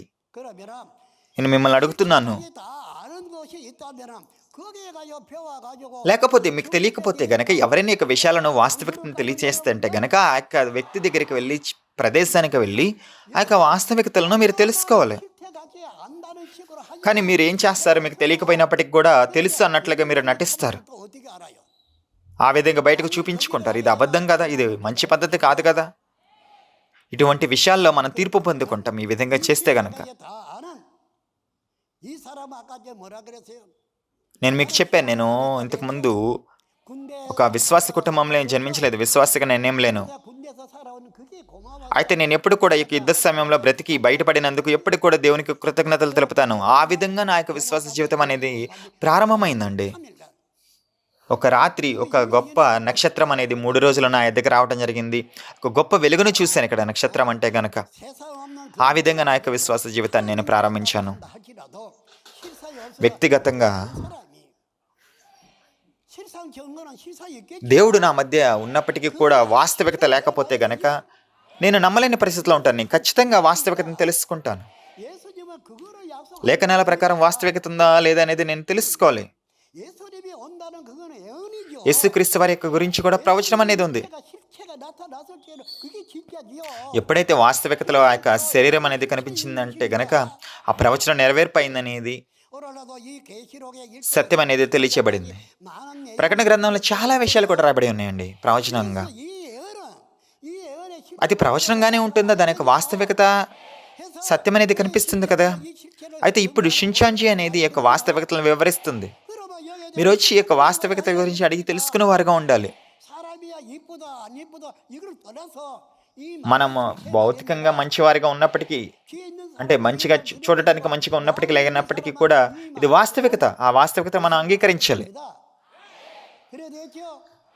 그래서 나는 이 성경이 అయితే నేను బైబిల్ ప్రకారం ఎవరు అనే విషయాన్ని నేను తెలుసుకోవాలి. 나는 성경이 말하는 계시록 7장에 입맞은 నేను ప్రకటన గ్రంథం 7వ అధ్యాయంలో చెప్పిన విధంగా ముద్రించబడ్డానా లేదా అనేది మనం తెలుసుకోవాలి. 계시록 7장에 말하는 입맞이 아나니 한 자가 잘난 మీరు గనక 통이다 정 ప్రకటన 7వ అధ్యాయంలో గనక ముద్రించబడినట్లుగా మీరు అవ్వకపోతే గనక 뭘 전통이라는 మీరు ఎవరిని వేరే వారిని కల్ట్ అని చెప్పగలరు? మీరు ప్రకటన గ్రంథం తెలియదు, ప్రకటన గ్రంథం ప్రకారం ఏర్పరచబడలేదు, కానీ మీరు ఎందుకు వేరే వారిని కల్ట్ అని చెప్తారు? 성경대로 입맞아서 이루 ఎవరైతే బైబిల్ ప్రకారం ఉన్నారో వారు బైబిల్ ప్రకారం ఏర్పరచబడాలి. 말씀으로 창조된 사람 ఎవరైతే వాక్యం ప్రకారం ఏర్పరచబడ్డారో, సృష్టించబడ్డారో వారి వాక్య ప్రకారం నడుచుకోవాలి. వారెవరంటే గనక 12 గోత్రాలు. 근데 목사님은 어느 기파요 물으니까 아무 말도 안 해요. పాస్టర్ సెమినార్లో నేను పాస్టర్ని అడగటం జరిగింది, మీరు ఏ గోత్రానికి సంబంధించిన వారని. ఆయన చెప్పలేకపోయారు, ఎందుకంటే గనక ఆయన ఏ గోత్రానికి సంబంధించిన వారుగా లేరుగలరు. అయితే ప్రకటన గ్రంథంలో ఏమని చెప్పడం జరుగుతుంది? 12 గోత్రాలు అనేవి 기파 이외에 ఏర్పరచబడుతున్నాయి. అయితే ఎక్కడైతే 12 గోత్రాలకు వెలుపలుగా ఉన్నారో వారంతా కూడా నిజమైన కల్టులు, వారే కదా కల్టులు. అదే దేవునికి ఉద్దేశం కూడా. 하나님의 가족이라면 애를 낳아서 키우고 그래서 아버지 성을 알아 ఒక భౌతికంగా కుటుంబంగానే మనం కనుక చూసుకుంటే కుటుంబంలో పిల్ల 다시 태어난 పుట్టారు. 하나님의 가족이고 자녀들이죠. 그거 아니냐 이 말이. అదేవిధంగా ఎవరైతే బైబిల్ ప్రకారం సృష్టించబడ్డారో వారు దేవునికి సంబంధించిన వారిగా ఉంటారు, దేవుని కుటుంబంగా ఉంటారండి. 우리의 신천지는 지금 말하나 అయితే షించంజి నేటి సమయంలో దేని గురించి చెప్తుంది? 있다. 시가 뭐냐 하면은 వారు దేవుని యొక్క వాక్యంతో జన్మించారు, దేవుని యొక్క విత్తనంతో జన్మించారు. 이 계시록의 하나님의 이 말씀으로 다 ఎవరైతే ఈ యొక్క వాక్యం ద్వారా మరలా జన్మించారో, ప్రకటన గ్రంథం ద్వారా వారు దేవుని యొక్క నిజమైన కుటుంబంగా ఉంటారు. 사천이 하나님의 వారు 드러난 하나님의 12 గోత్రాలుగా ఉంటారు. ఈ 12 గోత్రాలు దేవుని యొక్క నిజమైన కుటుంబం. 사람들이 이런 소리는 ఒకవేళ వారు 12 గోత్రాలుగా ఉండకపోతే గనక, ఉండకుండా వేరే వారిని కల్ట్ అంటే గనక అది సరైన పద్ధతి కాదు కదా. 참이 계시록 같으면 계시록 ప్రకటన 1వ అధ్యాయం నుంచి 22 అధ్యాయాల వరకు కూడా మీరు వాస్తవికతను చూపించే విధంగా ఉంటే గనక 없지 않느냐? అది చాలా ఉత్తమం అండి. అంతకంటే ఉత్తమం ఏమీ లేదు. మరి 내놓지 못하는 주제 이자 그런 거 아니죠? మీరు ఇప్పుడు వాస్తవికతలు తెలియచేసినప్పటికీ కూడా 그래서 అసలు వేరే వాళ్ళని కల్ట్ అని ఏ విధంగా అంటారు? 가고 예수님 వాస్తవికతలు తెలియచేయకుండా. 살려내 됐는데 또 다시 하나님의 అయితే నేటి సమయంలో 예수님이 영으로 얻은 육으로 얻은 యేసుక్రీస్తు వారి శరీరంతో వస్తారో, ఆత్మతో వస్తారో, ఏక విషయంగా చెప్పినప్పటికీ కూడా ఆయన ఎక్కడికి వస్తారు, ఎప్పుడు వస్తారు, అన్ని యొక్క విషయాలు కూడా ప్రకటన గ్రంథంలో రాయబడి ఉన్నాయి కదా, బైబిల్ గ్రంథంలో. 그러합니다. అంతేకాకుండా 또 예수님이 약속한 것이 이 계시 యేసుక్రీస్తు వారి ప్రకటన గ్రంథాన్ని వాగ్దానం ఇచ్చారండి. 예수님이 참 మనం కూడా ఈ యొక్క ప్రకటన గ్రంథం ప్రకారం నిర్మించబడాలి. 아 이거 어떻게 돼서 이렇게 됐는가 누가 예언한 것인가 그럼 예언한 그것을 అయితే ఇప్పుడు అన్ని విషయాలు కూడా ఈ యొక్క ప్రవచనం ప్రకారం నెరవేర్పు అవుతున్నాయి. 하지 않겠습니까? 맞죠? నెరవేర్పు అయితే గనక వాటి యొక్క వాస్తవికతలు మనము రూఢిపరచుకోవాలి, ఆ విధంగా జరిగేవా లేదా అనేది. 않는다. 이는 하나님의 이 말씀 성경이 인입니다. అయితే ఈ యొక్క బైబిల్ గ్రంథము వాక్యం అనేది ముద్రిస్తుందండి మనల్ని. 마음의 세계 ఈ యొక్క వాక్యాన్ని నా యొక్క హృదయంలో ముద్రించుకోవటం అంటే నేను ముద్రించబడిన వారికి ఉంటాను, పునఃసృష్టిలో నేను భాగమవుతాను. 그 이전 것은 ఎందుకంటే గనక 않으니까 이것을 바꿔야 되겠죠? ఈ ముద్రించబడక మునుపు, సత్యం తెలియక ముందు కూడా ఈ లోకంలో చాలా అసత్యం అనేది ఉంది. కాబట్టి 계시의 말씀을 새겨 ప్రకటన మనం గనక చూసుకుంటే గనక ప్రకటనలో యొక్క వెల్లడైన వాక్యం ద్వారా హృదయం అనేది ముద్రించబడుతుంది. 이 말씀을 마음에 새겨지면 ఇక వాస్తవికత తెలుసుకోకపోతే గనక మీరు ఎటువంటి వారికి ఉంటారు? 걸어 다니는 మనమంతా కూడా వాస్తవికత తెలుసుకుని నడిచే బైబిల్ గ్రంథంలా ఉండాలి కదా. 겠습니까? 다시 అతను పునఃసృష్టి అంటే తిరిగి నిర్మించే యొక్క శక్తి కలిగిన వారుగా ఉంటారు. 그래서 생각하는 것 అతను ఏమైతే ఆలోచిస్తాడో, ఏమైతే చేస్తారో అతను ఎప్పుడు కూడా వాక్యం చుట్టూనే చేస్తాడు. 새 사람이 되어지는 것입니다. 이것을 말해 అందుకనే యేసుక్రీస్తు వారు మనకి చెప్తున్నారు, మరలా మనం జన్మించాలని. మనం జోడించకూడదు, తీసివేయకూడదు అంటే ఏమిటి? 이책 말씀 요대로 도장까지 딱 అంటే ఈ యొక్క వాక్యం నా యొక్క హృదయంలో ముద్రించుకోవాలి, ఒక స్టాంప్ వలె, ముద్ర వలె 님들 그리 해 ముద్రించుకోవాలి. సేవకులారా, మరి మీరు ఈ విధంగా చేయగలరా? 다시 나세요. మీరు వచ్చి ఈ యొక్క వాక్యాన్ని నేర్చుకుని మరలా జన్మించు వారుగా ఉండాలి వాక్యానుసారంగా. 그렇죠? 과거에 잘못한 말 그것 때문에 건져 ఇంతకుముందు ఏవైతే అబద్ధాలు చెప్పి ఉన్నారో 시대는 그것이었지만 ఇప్పుడు మీరు కొత్త యుగానికి వచ్చారు, మరలా జన్మించారండి. 다시 나야 합니다. 난제 심판을 하면 어떡합니까? అంత్య దినంలో తీర్పు ఉంటే మీరు ఏం చేస్తారు? ఆ తీర్పులో మీరు ఉంటే ఏం చేస్తారు? ప్రకటన 22 అధ్యాయంలో కనుక మనం చూసుకుంటే, 20 అధ్యాయంలో కనుక మనం చూసుకుంటే కనుక వాక్యం ప్రకారం తీర్పు అనేది ఉంటుందండి. 안 그렇습니까? ఆ యొక్క సమయంలో ఏం చేస్తారు? తీర్పు సమయంలో 말씀 가지고 따져 మీరు చేసిందల్లా తప్పని తెలిస్తే కనుక, 맞았나? 입맞지 않은 మిమ్మల్ని దేవుడు వచ్చి మీరు ముద్రించబడ్డారని అడిగితే కనుక మీరు ఏం చెప్తారు? 계시로 칠자에서 입맞 మీరు కనుక ముద్రించబడితే కనుక మీరు దేవునికి కుటుంబంగా ఉండలేరు. 또 계시록에 이르고 ప్రకటన 7వ అధ్యాయం నెరవేర్పు అవ్వక ముందు 목자든 모든 이 사람들은 다 అందరూ కూడా సూర్యచంద్ర నక్షత్రాల వలె ఉన్నారు. పాస్టర్లు అంతా కూడా లోకంలో 이 말입니다. ఆ సూర్యచంద్ర నక్షత్రాలన్నీ కూడా పడిపోయినాయి. నేను నిన్న తప్పు చెప్తున్నానా? 여러분들 ఏదైనా తప్పు చెప్తున్నానా నేను? 잘못된 거 아니죠? ప్రకటన 7వ అధ్యాయం నెరవేర్పు కాకముందు 전에 계시록 6장에 ప్రతి ఒక్కరు కూడా ప్రకటన 6వ అధ్యాయంలో ఉన్నంతటి వరకు కూడా అందరూ కూడా గతించిపోయారండి. 육으로 돌아간다. వారంతా కూడా లోకానికి సంబంధించిన వారికి ఉన్నారు. 그럼 새로운 창조를 అటు తర్వాత ప్రకటన 7వ అధ్యాయం నుంచి మన నూతన సృష్టిని మనం గమనించవచ్చు. 지었습니다. 그렇죠. 그리고 거기서 이제 계시록의 మరి ప్రకటన 7వ అధ్యాయంలో మనం చూసుకున్నట్లయితే కనుక 8, 9, 10, 10장으로 돌아가서 10వ అధ్యాయంలో మనం గమనిస్తే కనుక 보니까 책을 한 ఒక వ్యక్తి ఒక గ్రంథపు చెట్టును పుచ్చుకుంటారు. ఆ యొక్క గ్రంథపు చెట్టును పట్టుకోవడం జరుగుతుంది. ఆ గ్రంథపు చెట్టును ఆయన తింటారు. 먹어버리죠. 근데 그 사람의 ఆ యొక్క తిన్న గ్రంథపు చెట్టు ఆయన ఎక్కడికి వెళ్తుంది? ఆయన పొట్టలోకి వెళ్ళటం జరుగుతుంది. 주님이 하나님의 손에서 యేసుక్రీస్తు వారు ఈ యొక్క గ్రంథపు చెట్టును కలిగి ఉన్నారు. ఆయన దూత ద్వారా ఒక వాగ్దాన కాపరికి ఇవ్వటం జరిగింది. వాగ్దాన కాపరి గారు ఈ యొక్క గ్రంథపు చెట్టును తీసుకున్నారు కదా. ఇప్పుడు ఈ గ్రంథపు చెట్టు ఎవరి దగ్గర ఉంది? 약속의 목자 십자가의 그 అతను ఆ పుస్తకాన్ని తిన్నారు కాబట్టి ఆయన యొక్క కడుపులో ఉందండి. 다른 사람이 훔쳐가지도 못. నేనేమి ఆ యొక్క గ్రంథపు చెట్టును దొంగలించలేను కదా వేరే వాళ్ళ దగ్గర నుంచి, ఆ యొక్క వ్యక్తి దగ్గర, ఆ దూత దగ్గర నుంచి. ఇది నాకు ఇవ్వటం జరిగింది. 금방지. ఇటువంటి గర్వపు మాటలు మాట్లాడితే మనం ఆపేయాలి. 그래서 이 책 한 권이 하나님의 손에 든 그 책 한 권이 예수님으로 కాబట్టి మనం గనక చూసుకుంటే గనక యేసుక్రీస్తు వారు 있습니다. ఈ యొక్క గ్రంథపు చెట్టును ఆ యొక్క వాగ్దాన కాపరికి తినే అవకాశం కల్పించారు. 백성과 임금에게 다시 전해라. అయితే ఆ గ్రంథపు చెట్టునిచ్చి తినమని చెప్పిన వ్యక్తికి ఏమని చెప్పారంటే ఆయనకు ఒక బాధ్యత ఇవ్వటం జరిగింది. ఆయన వెళ్ళి ఏం చేయాలి? సంఘాలకి సాక్ష్యం ఇవ్వాలి. అనేక భాషలు మాట్లాడే వారికి, ప్రజలకు, జనములకి, రాజ్యాలకి ఆయన వెళ్ళి సాక్ష్యం ఇవ్వాలి. 들어야 되겠죠? 그렇지 않나 이 అయితే ఎవరైతే ఈ యొక్క విషయాలు తెలుసుకున్నారో ఆ యొక్క వ్యక్తి వెళ్ళి ఏం చేయాలండి? ఈ యొక్క గ్రంథపు చెట్టును తిన్న వ్యక్తి దగ్గరికి వెళ్ళి తెలుసుకోవాలి. 말마다 문 사람에게 가서 이 말씀 ప్రకటన గ్రంథం ఎక్కడైతే తెలియచేయబడుతుందో అక్కడికి వెళ్ళి మనం తెలుసుకోవాలి. సేవకులారా, మీకు 십니까? అర్థమవుతుందా నేను చెప్పే విషయాలు? 그래. మీరు ఈ యొక్క గ్రంథపు చెట్టును భుజించలేదు, తినలేదు. 그거 가요 하면 뭐 합니까? 못하겠어요? 안 되죠. మనం ఏం చేయాలండి? 말씀을 들어야 합니다. మనము ఈ గ్రంథపు చెట్టును ఎవరైతే వివరిస్తారో వారి దగ్గరికి వెళ్ళి 아니라 누구냐? వెళ్ళి నేర్చుకోవాలి. ఎవరు ఆ యొక్క వ్యక్తి? 보고 들어 ప్రకటన 1 అధ్యాయం మనం చూసుకోవచ్చు. ఎవరైతే చూశారో, విన్నారో. 편리한 그 ప్రకటన 2, 3 అధ్యాయాల లేఖలు పంపిన వారు. 버린다는 말이 అయితే ఈ యొక్క విషయాలు మీకు ఇంకా ఎందుకు తెలియదు? 이 사람이 계시록의 사장에서는 하나님 ఈ యొక్క వ్యక్తి ప్రకటన 4 అధ్యాయంలో ఆధ్యాత్మిక లోకానికి కొనుపోబడటం జరిగింది. 그러하며 분명히 성경은 이역에 대한 బైబిల్ గ్రంథం అనేది స్పష్టంగా తెలియచేస్తుందండి, రుజువుతో. 맞죠? 그러하며 그래서 성경으로 알고 బైబిల్ గ్రంథం అనేది మనకి సహాయం చేస్తుంది ఈ యొక్క విషయాలన్నీ 하면 안 되죠. తెలుసుకోవటానికి. మనం ఒక చోట కూర్చుని ఈ యొక్క విషయాలు నాకేం తెలియదు అని మనం చెప్పకూడదు. 우리는 다 알고 దేవుడు ఈ యొక్క పనులన్నీ కూడా మన కొరకే చేస్తున్నారని, మన యొక్క రక్షణ కొరకు చేస్తున్నారు దేవుడు. 그렇게 사실에 말이 맞은 것은 아니거든요. 그래서 지금까지의 모든 것을 다 ప్రతి ఒక్కటి కూడా ముగింపు వస్తుంది. మరలా మనం తిరిగి జన్మించాలండి.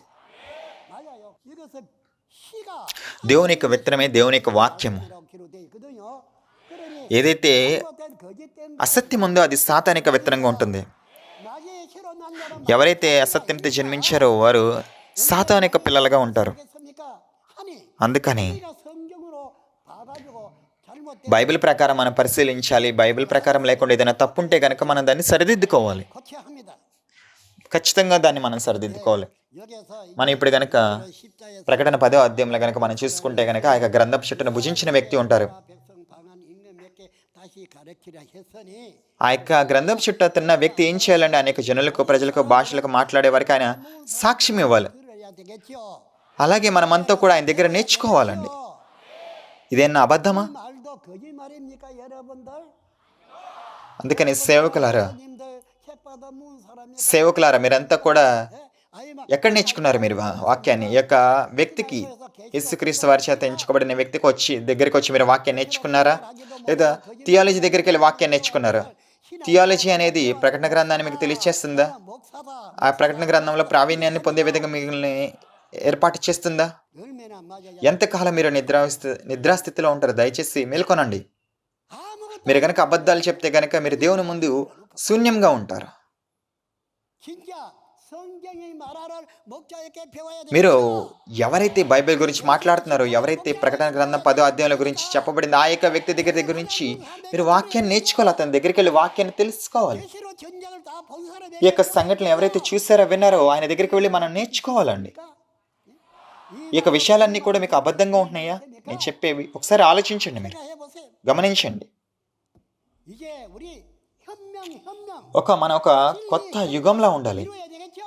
మనము సత్యంతో ఉండాలి. 진리의 현명을 이루어야 ఒక ఉద్యమంలాగా ఉండాలి సత్యంతో. 그래야 됩니다. మనం ఇదే విధంగా పాత విధానంలో కొనసాగలేమండి. 그래서 మీరు నిజంగా పరలోకాన్ని కోరుకుంటే గనక, 원하고 మీరు నిజంగా సత్యాన్ని కోరుకుంటే గనక, రక్షణ కావాలనుకుంటే గనక 진리와 아는 사람 మీరు అతని ఎద్దకు రావాలి. ఎవరైతే చూస్తారో, విన్నారో అతని దగ్గరికి వచ్చి రావాలి. నేను పాస్టర్నైనా, డాక్టర్నైనా, 배우겠다 찾아가봐. నేను వెళ్ళి ఆ యొక్క వ్యక్తికి దగ్గరికి వెళ్ళి నేను నేర్చుకోవాలా, మొహమాట పడాలా? మీరు మొహమాట పడటం ముఖ్యమా, లేకపోతే పరలోక రాజ్యానికి వెళ్ళటం ముఖ్యమా? 가려면은 책 실패고 뭐고 그 생각할 여지가 없고 మీరేమి మొహమాట పడకూడదండి. తక్కువగా చేసుకోవాల్సిన అవసరం లేదు మిమ్మల్ని మీరు పరలోకం కొరకు. 배워서 이제 성경 మీరు మీ యొక్క విశ్వాస జీవితాన్ని బైబిల్ ప్రకారం కొనసాగేవాలి. ఏదైతే బైబిల్లో రాయబడి ఉందో దాని ప్రకారం మీరు కొనసాగించాలి. 그렇습니다. 예, 우리 성경에서 ఇప్పుడు ప్రకటన గ్రంథంలో 계시록에서 말하는 걸 이렇게 보는데 어디로 한가 보면 ఒకసారి ప్రకటన గ్రంథం 12వ అధ్యాయం మనం గమనించుదాము. 12장에 들어가 అక్కడ ఒక స్త్రీని మనం చూడవచ్చు, గమనించవచ్చు. 있고 그 여인 ఆ యొక్క స్త్రీకి జన్మించిన ఒక మగ శిశువును కూడా మనం చూడవచ్చు.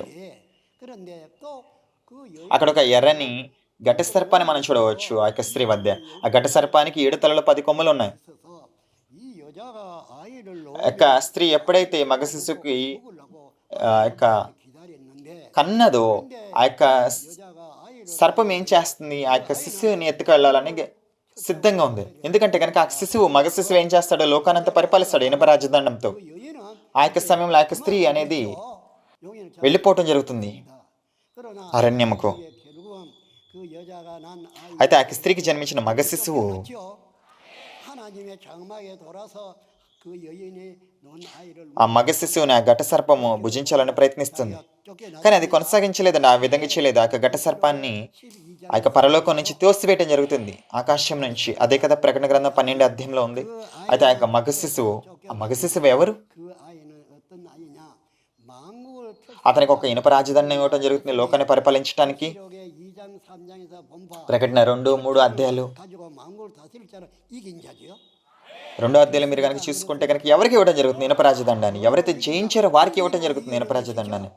ఆయన సత్యవాక్యంతో జయించాలి. 그가 말씀의 아들이고 అతని సత్యవాక్యంతో జయిస్తే కనుక అతనికి పరిపాలించే అధికారము ఈ ఇనుప రాజదండాన్ని ఇవ్వటం జరుగుతుంది. 하나라도 우리가 하나하나 다 알고 깨달아 마음속에 새겨져야 되겠죠. కాబట్టి మనం బైబిల్లోని విషయాలు ఒకదాని తర్వాత నేర్చుకోవాలి, వాటిని హృదయంలో ముద్రించుకోవాలి. నేను పాస్టర్, నా డాక్టర్ అనేది మనం గర్వంతో ఉండకూడదు. ఈ యొక్క సమయంలో ముఖ్యంగా 박사 목사 그거 이제 막 그만하고 మీకు స్థితిని, గొప్ప స్థితిని మీరు చెప్పుకోవద్దండి. ఆ గొప్ప స్థితిని బట్టి మీరు ఆగిపోకూడదు, కానీ మీరు సత్యం ముందుకు రావాలి. మీరు ఎవరైనా కానీ 그래 합니다. 자기가 알아요. 자기가 మీ అంతటికి మీకు తెలుసు కదా మీలో కొరత ఉందని వాక్యం పట్ల, ప్రకటన గ్రంథం గురించి. 하면 그 하나 మీరు ఆ విధంగా తెలుసుకుంటే గనక మీరు రావాలి. 하지 않았습니까? మీరు ఒక్క విషయాన్ని తెలుసుకోండి, ప్రకటన గ్రంథానికి జోడించకూడదు, తీసివేయకూడదు. తీసివేస్తే గనక మన పరలోక రాజ్యానికి వెళ్ళలేము. మీరు గనక దీని గురించి ఒక్క విషయం గురించి ఆలోచిస్తే గనక మీరు ఆ విధంగా చేయరు. కాబట్టి నేను పశ్చాత్తాపం పడాలి, 그래 합니다.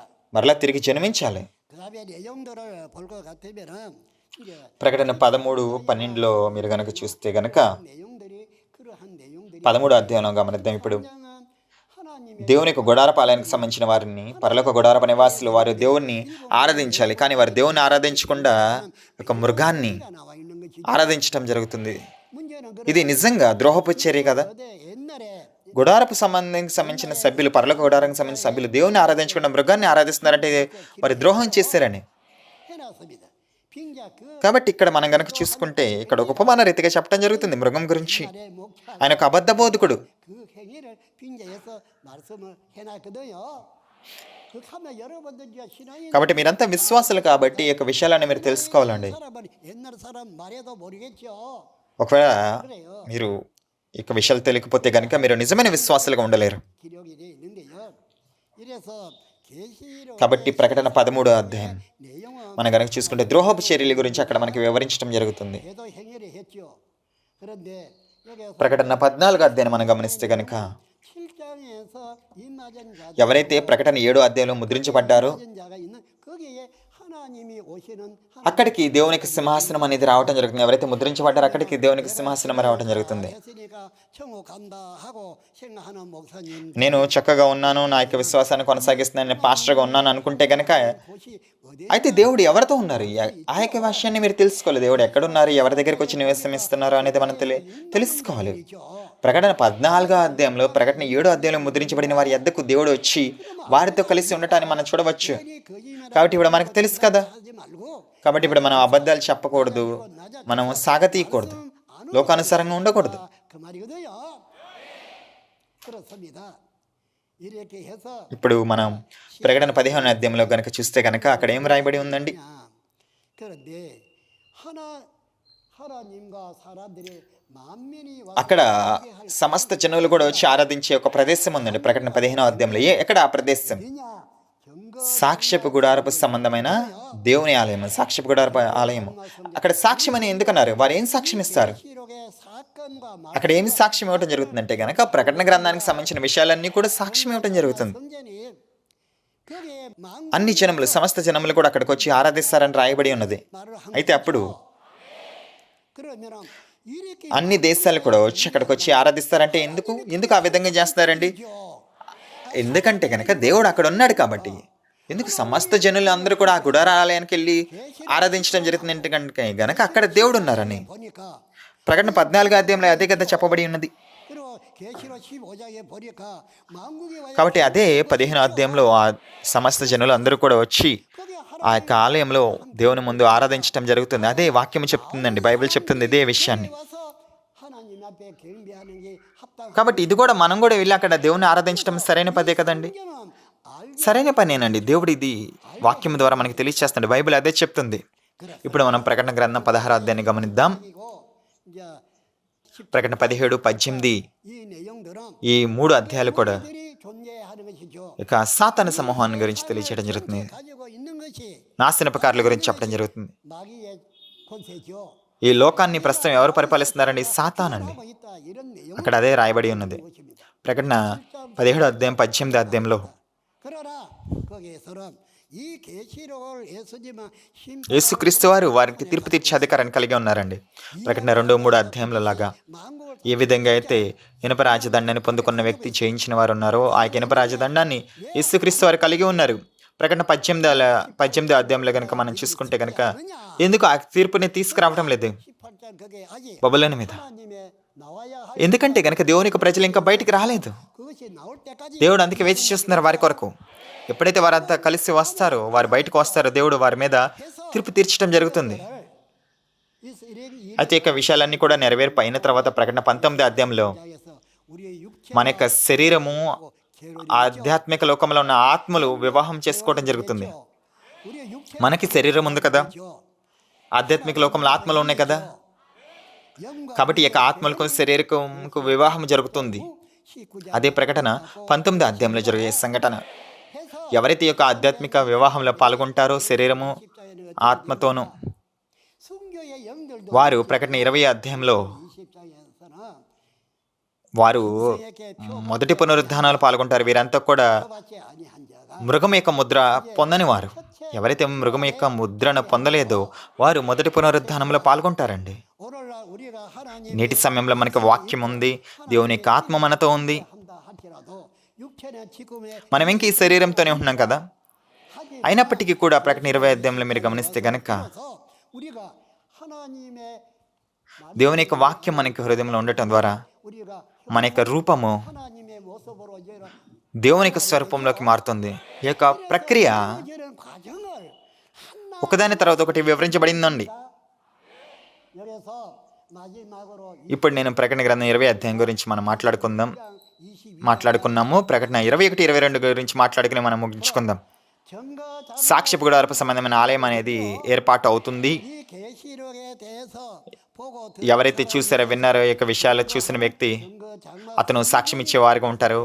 అందుకని దీన్ని సాక్ష్యపు గుడారపు సంబంధమైన ఆలయంగా ఉండటం జరుగుతుందని చెప్పుకున్నాం. 그렇습니다. అయినప్పటికీ 근데 아까 이제 훌쩍 뛰어넘어서 21장 21 ప్రకటన 21, 22 అధ్యాయాలు మనం గమనిద్దాం. 달마다 అక్కడ ఒక జీవవృక్షాన్ని మనం చూడవచ్చు. 나무가 ఆ జీవవృక్షము ప్రతి నెల కూడా ఫలిస్తుంది. 12 కాపులు కాస్తుంది ప్రతి నెల కూడా. 여러분도 보지만 몰라요. 그 మీరు ఆ యొక్క జీవవృక్షాన్ని చూసినప్పటికీ 아직까지 다 మీరు అది తెలుసుకోకపోతే ఇది జీవవృక్షం అని. 왜 모르느냐 이 말이에요.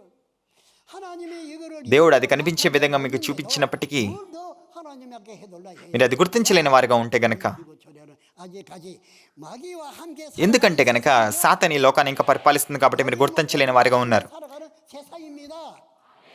그래서 이것을 들어내지 అందుకని ఈ యొక్క విషయం ఎవరికి అందరికీ ఈ లోకంలో వారికి తెలియబడలేదు. 깨달지에 అయితే ఎవరికైతే చెవులు ఉన్నాయో వారు అర్థం చేసుకోగలరు. 하신 것이거든요. 달마다 ప్రతి ఒక్క నెల కూడా 1년 12달 అవి ఫలిస్తున్నాయి. 달마다 12 ఇక్కడ 12 గోత్రాలు ఉన్నాయి కదండి. 12 గోత్రాలు కూడా ఏం చేయడం జరుగుతుంది? ఫలించడం జరుగుతుంది. ఆ యొక్క ఫలాలు ఎర్రగా ఉన్నాయి, నల్లగా ఉన్నాయని చెప్పబడలేదు, లేకపోతే పసుపుగా ఉన్నాయని. అయితే ప్రతి నెల కూడా ఫలించడం జరుగుతుంది. 한 달만 며칠이 아니라 세상에 달마다 ఈ యొక్క భూమి మీద ఏ ఒక్క చెట్టు అయినా ఉందండి ప్రతి నెల కూడా ఫలించే చెట్టు అది ఉందా? 12가지 లేదండి. 맺는 అయితే ప్రతి నెల కూడా ఫలించే వృక్షం గురించి చెప్పబడి ఉంది. ఆ యొక్క వృక్షమే జీవ వృక్షం. 달마다 ప్రతి నెల కూడా అది ఫలించడం జరుగుతుంది. 12 కాపులు. 그 열매를 먹으면은 ఆ యొక్క ఫలాన్ని భుజిస్తే గనక మీరు నిత్య జీవితాన్ని పొందుకుంటారని రాయబడి ఉంది. 선진들 పాస్టర్ గారు మీకు ఈ యొక్క విషయాలు తెలుసా? మీకు ఎందుకు తెలీదు? 봐도 모르죠. 만져봐도 모르죠. 들어봐도 모르죠. మీరు గనక ప్రయత్నిస్తే గనక మీరు నేర్చుకోగలరు. అందుకని మనం మరలా జన్మించాలి. 그렇습니까? ఒకవేళ ఇది ఆ విధంగా లేకపోతే గనక మీరు పరిశీలించండి. 달마다 12가지 అక్కడ 12 నెలల 눈앞에 있어도 몰라요. ఫలాలు ఫలించే యొక్క చెట్లు ఉన్నాయండి. 하는 것입니까? 이래도 మీరు నిజంగా ఒక మంచి విశ్వాస జీవితాన్ని కొనసాగిస్తున్నారా? 말씀 있을까요? దీని గురించి ఆలోచించండి. 생각해 보세요. ఒక సాతాను అనేది ఉందండి లోకంలో. 이 마귀는 저것가 하나님이 ఈ సాతాను దేవుని వలె ఉండాలని ప్రయత్నిస్తుంది. సాతానుతో దేవునితో సమానంగా ఉండాలని భావిస్తుంది. కాబట్టి దేవుడు ఈ లోకంలో పరలోక రాజ్యం గురించి ఉపమాన రీతిగా మాట్లాడడం జరిగింది. 아무나 사람을 나무라 했고 이스라엘 사람들을 나무라고도 했지요.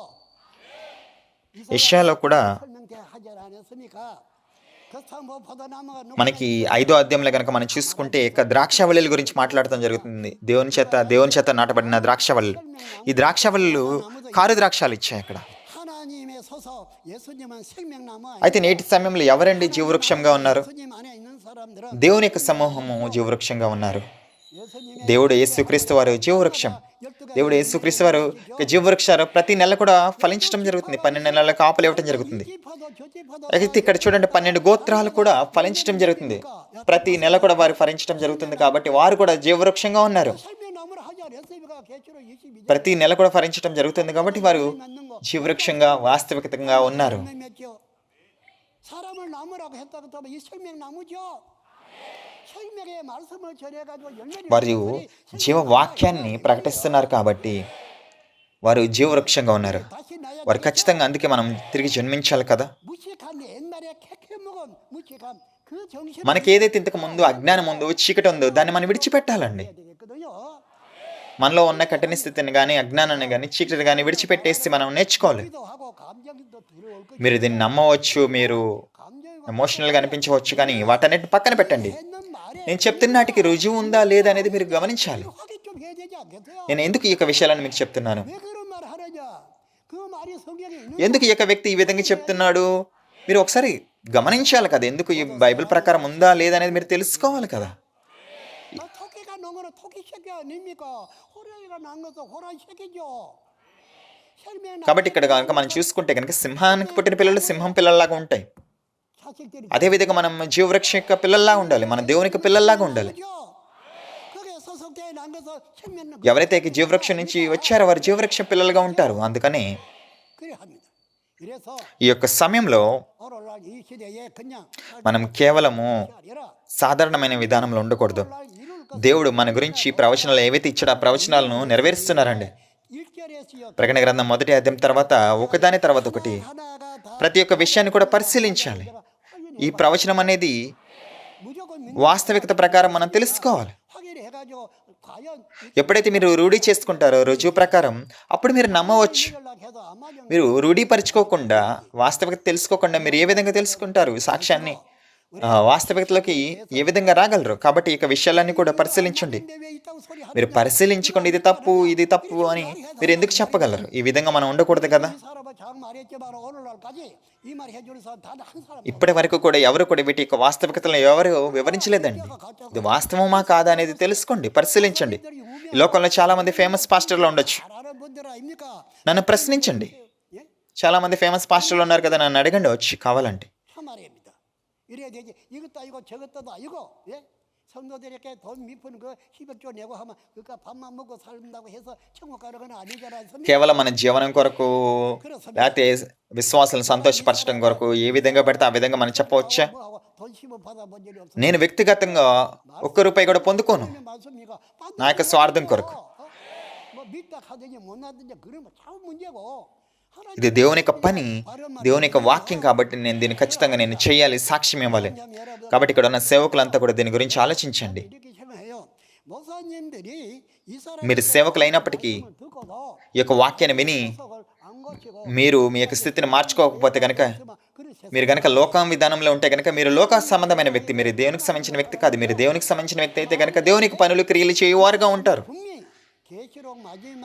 ఆమేన్. స్పష్టంగా చెప్తుంది ప్రకటన గ్రంథంలో ముగింపులో తీర్పు ఉంటుంది. ఆ యొక్క తీర్పు రోజున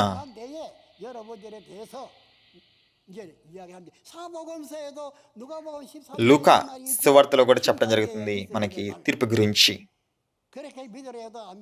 లూకా సువార్త 13వ అధ్యాయంలో గనక మనం చూసుకుంటే గనక చివరి వరకు కూడా వారు నమ్మరంట.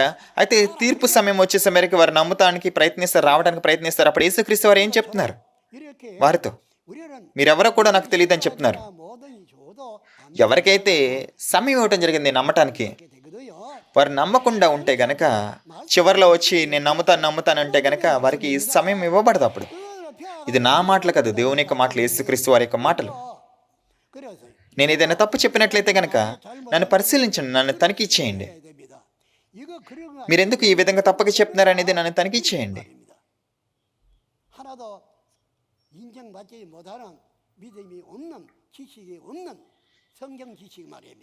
మనము ఎటువంటి జ్ఞానం లేని వ్యక్తిగా ఉండకూడదు. నేను బైబిల్ జ్ఞానం గురించి మాట్లాడుతున్నాను. ఏది తప్పు ఏది ఒప్పు మనం పరిశీలించాలి, తనిఖీ చేసుకోవాలి. ఆమేన్. మనం ఏదైతే తెలుసుకున్నామో పరిశీలించాం దాని ప్రకారం మనం మాట్లాడాలండి. నేను అదే విధంగా మాట్లాడుతున్నాను, షించాంజీ అదే విధంగా మాట్లాడుతుంది. ఎవరైతే 12 గోత్రాలకు సంబంధించిన వారిగా ఉండరో వారు పరలోక రాజ్యానికి వెళ్ళలేరండి. లూకా సువార్త 13వ అధ్యాయం ప్రకారము వారు పరలోక రాజ్యానికి వెళ్ళలేరు, వారు ప్రవేశించలేరు.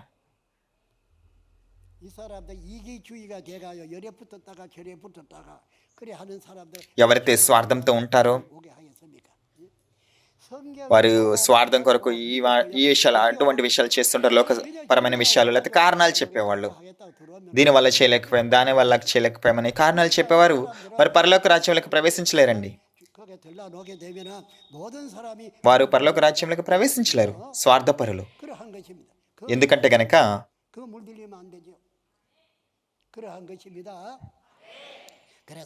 అటువంటి అవినీతిపరమైన మనుషులు వేరే వారిని కూడా ప్రభావపరుస్తారు. కాబట్టి అటువంటి వ్యక్తులు పరలోక రాజ్యంలోకి ప్రవేశించలేరు. నేను చాలా విషయాలు చెప్పి ఉన్నాను,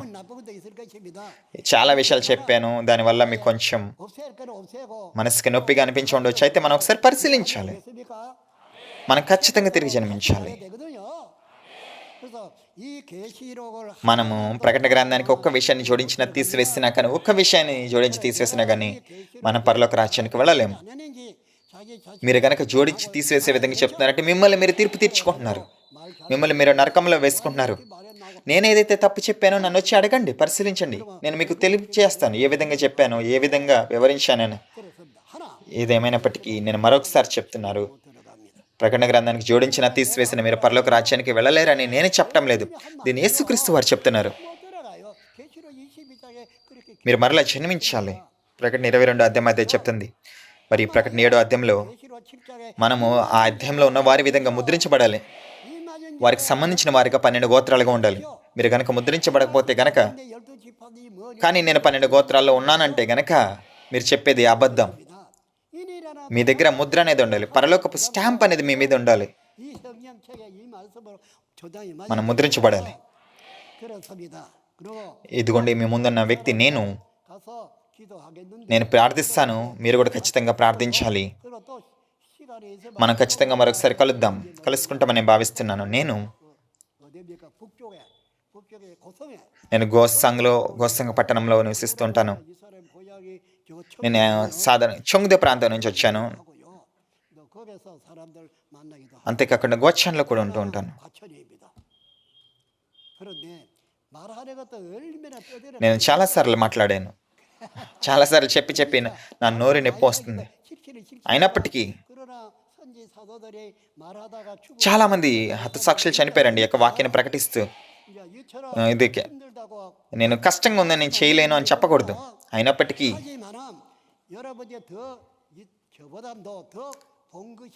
మీరు గనక చూసిన నాకంటే ఎక్కువ చూస్తే గనక నాకు చెప్పండి, వచ్చి తెలియచేయండి. నాకంటే ఎక్కువ విషయాలు మీకు తెలిస్తే గనక. 하나님의 말씀은 아무나 가지는 것이 아니거든요. దేవుని యొక్క విషయాలు 그러합니다. అందరూ కూడా తెలుసుకోలేరండి. 그래서 한마디로 한다면은 우리 다 하나님 안에 నేను ఏదైనా మీకు ఒక విషయాన్ని చెప్పాలనుకుంటున్నానంటే గనక, ఒక విషయం మీతో చెప్పాలనుకుంటే గనక, మనమంతా ఒకటే అవుదాం. 서라도 우리는 మనమంతా కూడా దేవుని కింద ఒకటే అవ్వాలి. మనం అసత్యంతో ఉండకూడదు. 내 예수는 한 దేవుడు ఒక్కడే కదా, 하나님도 한 분이죠. బైబిల్ కూడా ఒకటే కదా. 성령도 한 అయితే మనం ఎందుకు 그런데 왜 ఎవరిని యేసుక్రీస్తు వారు నమ్ముతున్నారు వారంతా కూడా ఎందుకు పలు రకాల గ్రూపులుగా విభజించబడ్డారు? 이 뭐 하는 짓이냐 이거. మనం 하나님의 나라 మన దేవుని యొక్క రాజ్యాన్ని విభజిస్తున్నామా? 이 말이. 그래서 이 계시 కాబట్టి మనమంతా కూడా ప్రకటన గ్రంథాన్ని తెలుసుకుని మనమంతా ఒక్కటే అవుదాం. అందరికి చాలా ధన్యవాదాలండి. Thank you so much. 감사합니다. అందరికీ వందనాలు. చిన్న ప్రార్థన చేసుకుందాం ముగింపు. 기도드리겠습니다. ఆ, 감사하시고 మా యొక్క పరలోకపు తండ్రికి మీకు కృతజ్ఞతలు తెలుపుతున్నాం తండ్రి. 오늘 이 좋은 మీరు మాకు ఆశీర్వాదకరమైన రోజునిచ్చారు. ఈరోజు మాకు ఈ యొక్క వాక్యపు నిత్య జీవపు మాటలు ఇచ్చారు. 주신 바 이 말씀을 ఈ యొక్క మాటలను మా యొక్క హృదయంలో రాసుకుని మేము ముద్రించబడే విధంగా, 입맞고 아버지 మేము నీలో ఏకమై ఉండే విధంగాను, నీ యొక్క పని చేసే విధంగాను ఈ యొక్క సమయంలో 주시옵소서. మమ్మల్ని నడిపించండి. మేము సత్యవాక్యం మాట్లాడే విధంగా మమ్మల్ని నడిపించండి తండ్రి. 하나님의 은혜와 사랑이 모든 심정마다 అందరికీ కూడా కృపను, ప్రేమను అనుగ్రహించండి. 주시옵소서. ఈ యొక్క ప్రార్థన అంతటిని కూడా అతి పరిశుద్ధమైన యేసుక్రీస్తు వారి నామంలో ప్రార్థిస్తున్నాం తండ్రి. ఆమేన్.